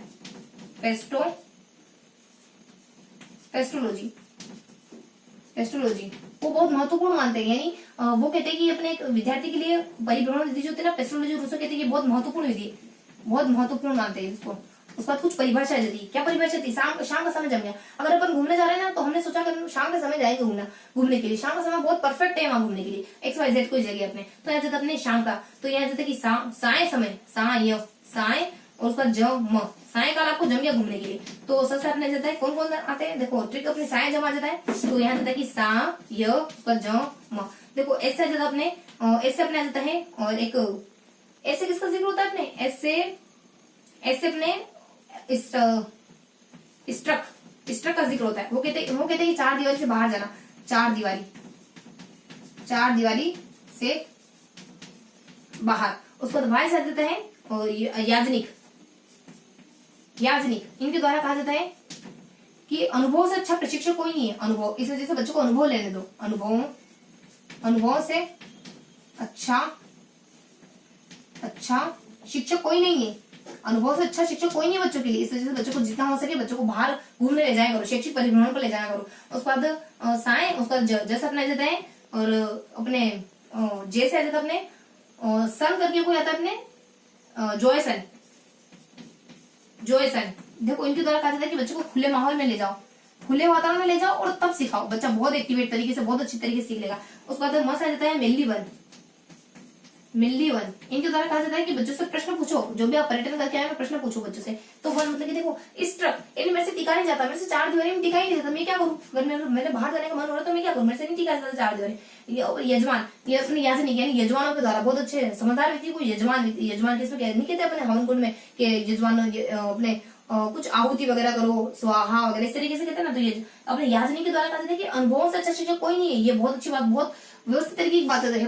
पंडित जैसा अपने शब्द आ रहा ना, तो मतलब बहुत व्यवस्थित बात अपने के। अनुभव से अच्छा शिक्षक कोई नहीं, वास्तव में कोई नहीं। अगर आपको 10 बार कह दिया कि नहीं आपको वहां हाथ नहीं लगाना, वहां हाथ नहीं लगाना, हाथ जल जाएगा, तो आप नहीं मानोगे। एक बार हाथ जल गया ना, तो किसी की कहने की जरूरत नहीं पड़ेगी, दोबारा हाथ लगाओगे ही नहीं वहां। तो यहाँ जाता है जोयसन आ जाता है। जोयसन के द्वारा कहा जाता है कि सन, मेरा बेटा तो ना खुले माहौल में रहा, उसको बंद माहौल में रहने की आदत नहीं। तो कोई अपनी माँ कह रही, तो इस वजह से ना पत्नी को सलाह दे रही, तो तुम उसका ना जोर का गुलाम मत बना। मेरा बेटा बहुत खुले माहौल में रहा हुआ है, मैंने उसको कभी मतलब कि कुछ ऑर्डर नहीं दिए, कुछ थोपा नहीं, तो तुम उसको ऑर्डर देने की कोशिश मत करो। मतलब बीवी पत्नी में ज्यादा झड़ो। देखो पत्नी मैंने अपनी माँ में झड़प पूरी, तीसरे की कुछ बातचीत जुड़ी जो है, तो माँ कह रही मेरे बेटे खुले माहौल में रहा हुआ है, तो खुले माहौल, तो इस वजह से वो तुम्हारी बातों में नहीं आने वाला, तो इस वजह से तुम्हारी बात नहीं मानता है वो, तो खुले वातावरण में। तो यहाँ से अपने मेली वन के द्वारा जाता है कि प्रश्न, आपने मुझे वन भेजा, मैंने एक प्रश्न किया आपसे, मतलब बदले में एक भी प्रश्न करा। एक कौन कह रहे हैं? अपने राम लक्ष्मण सीता। इन दोनों से मान लो कोई भी अपने दशरथ से हैं, अपने कैकई से और कौशल्या से, इनसे प्रश्न कर रहे हैं। तो यहाँ से मेली वन, तो मैंने एक प्रश्न तक नहीं किया, मैं सीधा और सीधा आपके कहते ही सीधा चल दिया है ना, एक जोड़ी कपड़े तक मैंने नहीं ली और भगवान वेश में बस चल दिए वन,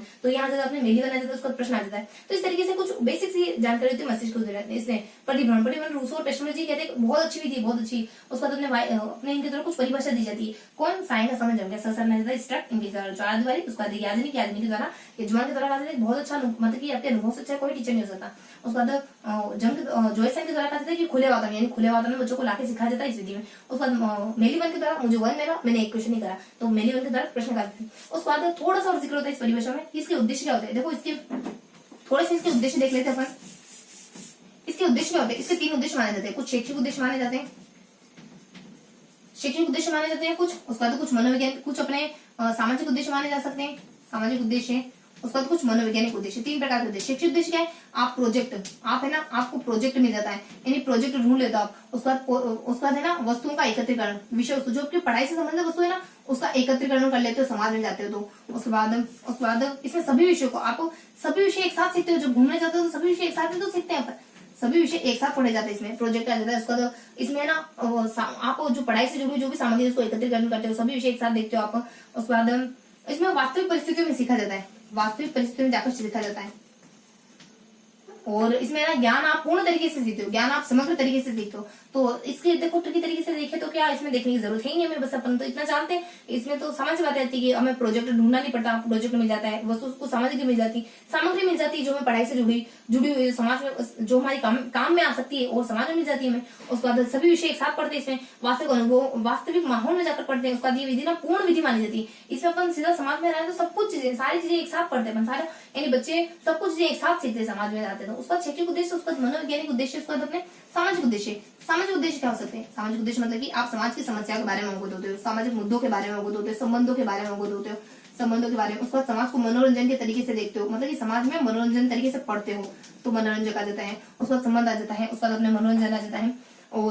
और क्या आ सकता है संबंध, आप सामाजिक मुद्दों के बारे में अवेयर होते हो, आप ये सामाजिक संबंध है, समाज से जुड़ते हो तो। उसके बाद भावनात्मक उद्देश्य, उसके बाद मनोवैज्ञानिक उद्देश्य क्या होते हैं, आपकी कल्पना शक्ति का विकास होता है, आपकी चिंतन शक्ति का विकास होता है, आपकी मनन शक्ति का, उसके बाद आपकी मौलिक चिंतन करने की शक्ति का, कल्पना का, चिंतन का, इस तरीके की आपकी जो क्षमता है ना वो विकसित होती है आप जब समाज में जाकर जुड़ते हो तो। उसके बाद आपकी मौलिक क्षमता है, कल्पना है, चिंतन है, तर्क है, इस तरीके की जो सारी क्षमता है वो विकसित होती है। तो ये थी अपनी परिभ्रमण विधि। तो ये था हमारा आज का पूरा सेशन, क्योंकि अपना अपन 5th टॉपिक पढ़े थे, फिर तो अपना लास्ट टॉपिक था। तो आज हमने क्या क्या देखा, देखो तो आज हमने क्या क्या कवर करा। आज हमने बेसिकली सामाजिक अध्ययन की शिक्षण विधियों को कवर करा और बहुत ही आसान सा टॉपिक, आज बहुत ही आसान सा सेशन किया हमने। इसमें कुछ बहुत ज्यादा लेंथी चीजें थी नहीं, और सामाजिक अध्ययन की परिभाषा के बारे में देखा, और इसके बाद इसकी विशेषताओं के बारे में देख लिया। प्रकृति भी वही अपनी परिभाषा क्या देखी, अपनी परिभाषा को ट्रिक आ जाती है अपने कि मेरे वश में एक बहुत मस्त सी सुंदर सी जीएफ है और मैं चाह रहा हूँ, हम चाहते हैं, मतलब मैं चाह रहा हूँ कि मैं उसको जल्दी से बीवी बना लूँ। उसके बाद ये इसकी सारी अपनी ट्रिक आती है, सारी परिभाषा क्लियर हो जाती है। उसके बाद कुछ फैक्ट आते हैं, तो फैक्ट में अपन क्या कहते हैं कि चालो, यानी यहाँ अपन कहते हैं भाई से कह रहे हैं कि भाई ये जो लड़की मुझे परेशान करती है भाई याद छे, और चालो तीनों आज अपन चालो तीनों चलते, मतलब आज अपन ना तीनों चलते हैं और अठे, यानी यही पे ये बात क्लियर कर ही रहते कि मुझे परेशान क्यों करती। तो इस तरीके से अपन ना फैक्ट के बारे में देखते रहे। उसके बाद इसके अपन तीसरा टॉपिक देख रहे हैं अपन तथ्यों के बारे में देख लिया। उसके बाद इसके उपागमों के बारे में देखते हैं। उसके बाद इसके उद्देश्य के बारे में देखते हैं। उद्देश्य अपने अलग अलग उद्देश्य आते हैं, प्राथमिक के, उच्च प्राथमिक के, माध्यमिक के, उच्च माध्यमिक के, तो अलग अलग तरीके से देखते हैं। पहले अपन प्रसव देखते हैं, उसके बाद अपन वो दादाजी कह रहे हैं अपने कि है ना मेरे समय में ऐसा कोई जेंडर नहीं दिखते थे जो शादियों में साथ में नाचा करते थे। तो इस तरीके से अपन कुछ मतलब कि फनी ट्रिक्स देखते हैं। और यहाँ अपने नेक्स्ट ट्रिक में देखते हैं एक विद्यार्थी है जो सरकार की प्रक्रिया के बारे में जान सकता है। उसके बाद और बताते हैं कि अगर राज्य सरकारों ने इतनी मदद करी और अब उनको उनके अधिकार नहीं दिए गए तो किताबें लिखेंगे ना, छापेंगे ना, उसमें बुराई करेंगे। उसका लास्ट है कि रुचि है ना बहुत ज्यादा आंकड़े एकत्रित करिए ताकि समस्या का समाधान कर सके। इस तरीके से ये चारों ट्रिक होती है। ये चारों ट्रिक अपने प्राथमिक, उच्च प्राथमिक, माध्यमिक और उच्च माध्यमिक इनको कवर करने में हेल्प करती है हमारी। उसके बाद और उद्देश्य अपने सिम्पसन के अनुसार बताए। सिम्पसन के अनुसार A3 और प्रवचन इस तरीके से बताया। अपने सबसे पहले आग्रह आ जाता है, अनुप्रयोग आ जाता है, अनुमूल्यन आ जाता है और प्रवचन प्र से अपने प्रत्यय करना जाता है, व्यवहारिक करना जाता है और चैतन्य, इस तरीके की जिक्र, इस तरीके की हल्की फुल्की बातें आ जाती है। शिक्षण विधि कवर करिए अपने सामाजिक शिक्षण विधि के बारे में देखा, मस्तिष्क उद्दोलन के बारे में देखा, उसका घूमने वाली परिभ्रमण के बारे में देखा, समाजीकृत विधि क्या होती है, समाज में जाकर सीखने में मदद करती है। उसके बाद इसमें ये शैक्षिक कार्यक्रम आने जाती है और ये ना आपको एक सामाजिक बोध पैदा करती है आप में, यानी समूह की भावना सीखने में मदद करती है। इसके गुण दोष भी हो सकते हैं। इसकी अच्छी बातें क्या हो सकती है, आप में कुछ गुणों का सामाजिक है, उसके बाद अपने मानसिक है, इस तरीके के गुणों का विकास करती है। उसके बाद बुरी बातें क्या हो सकती है, कुछ बच्चे आगे आ जाते हैं, बहुत सारे बच्चे पीछे रह जाते हैं और शिक्षक केंद्रित विधि मानी जाती है क्योंकि इसमें शिक्षक सेंटर में रहता है। इस तरीके कुछ हल्के से इसके गुणों दोष आ जाते हैं। इसके उद्देश्य क्या होते हैं, इसके उद्देश्य आप में चिंतन है, तर्क है और समझ है, इस तरीके की चेतना, इस तरीके की चीजों का विकास करना इसका बेसिकली इसका उद्देश्य माना जाता है और आत्मविश्वास को बढ़ाना इसका उद्देश्य माना जाता है। उस पर इसकी परिभाषा देती है। सब एमबी कहाँ खत्म हो जाती है, शाम तक होते तो मुझे पता ही नहीं चलता। शब्दकोश यानी सामूहिक आ जाता है। बी से अपने बाइनिंग आ जाता है और उसके बाद एम से अपने मुफात आ जाता है। उसके बाद सब एम बी से अपने लास्ट में अपने सब, उसके बाद एम बी से अपने लास्ट में देखा था बी से अपने बेसिक की तरफ देखा था कि मैं तुम्हारे लिए अपने सारे आदर्श तोड़ सकती हूँ और सारे कहने में तो कोई दिक्कत नहीं अगर तुम्हारी पढ़ाई से चल रही है। तो आदर्श मतलब कि विधि आदर्श है, रियलिटी में ऐसी कोई चीज एग्जिस्ट ही नहीं करती। सब बच्चे आसानी से समूह में सीख ले, इससे ना बच्चे कुछ पिछड़ जाते हैं, कुछ बच्चे आगे रह जाते हैं। तो इस तरीके से अपने ट्रिकी तरीके से आज का पूरा सेशन लिया। तो आई होप आज का सेशन आपको पसंद आया होगा। फिर मिलेंगे ऐसे किसी अगले सेशन में, तब तक के लिए जय हिंद।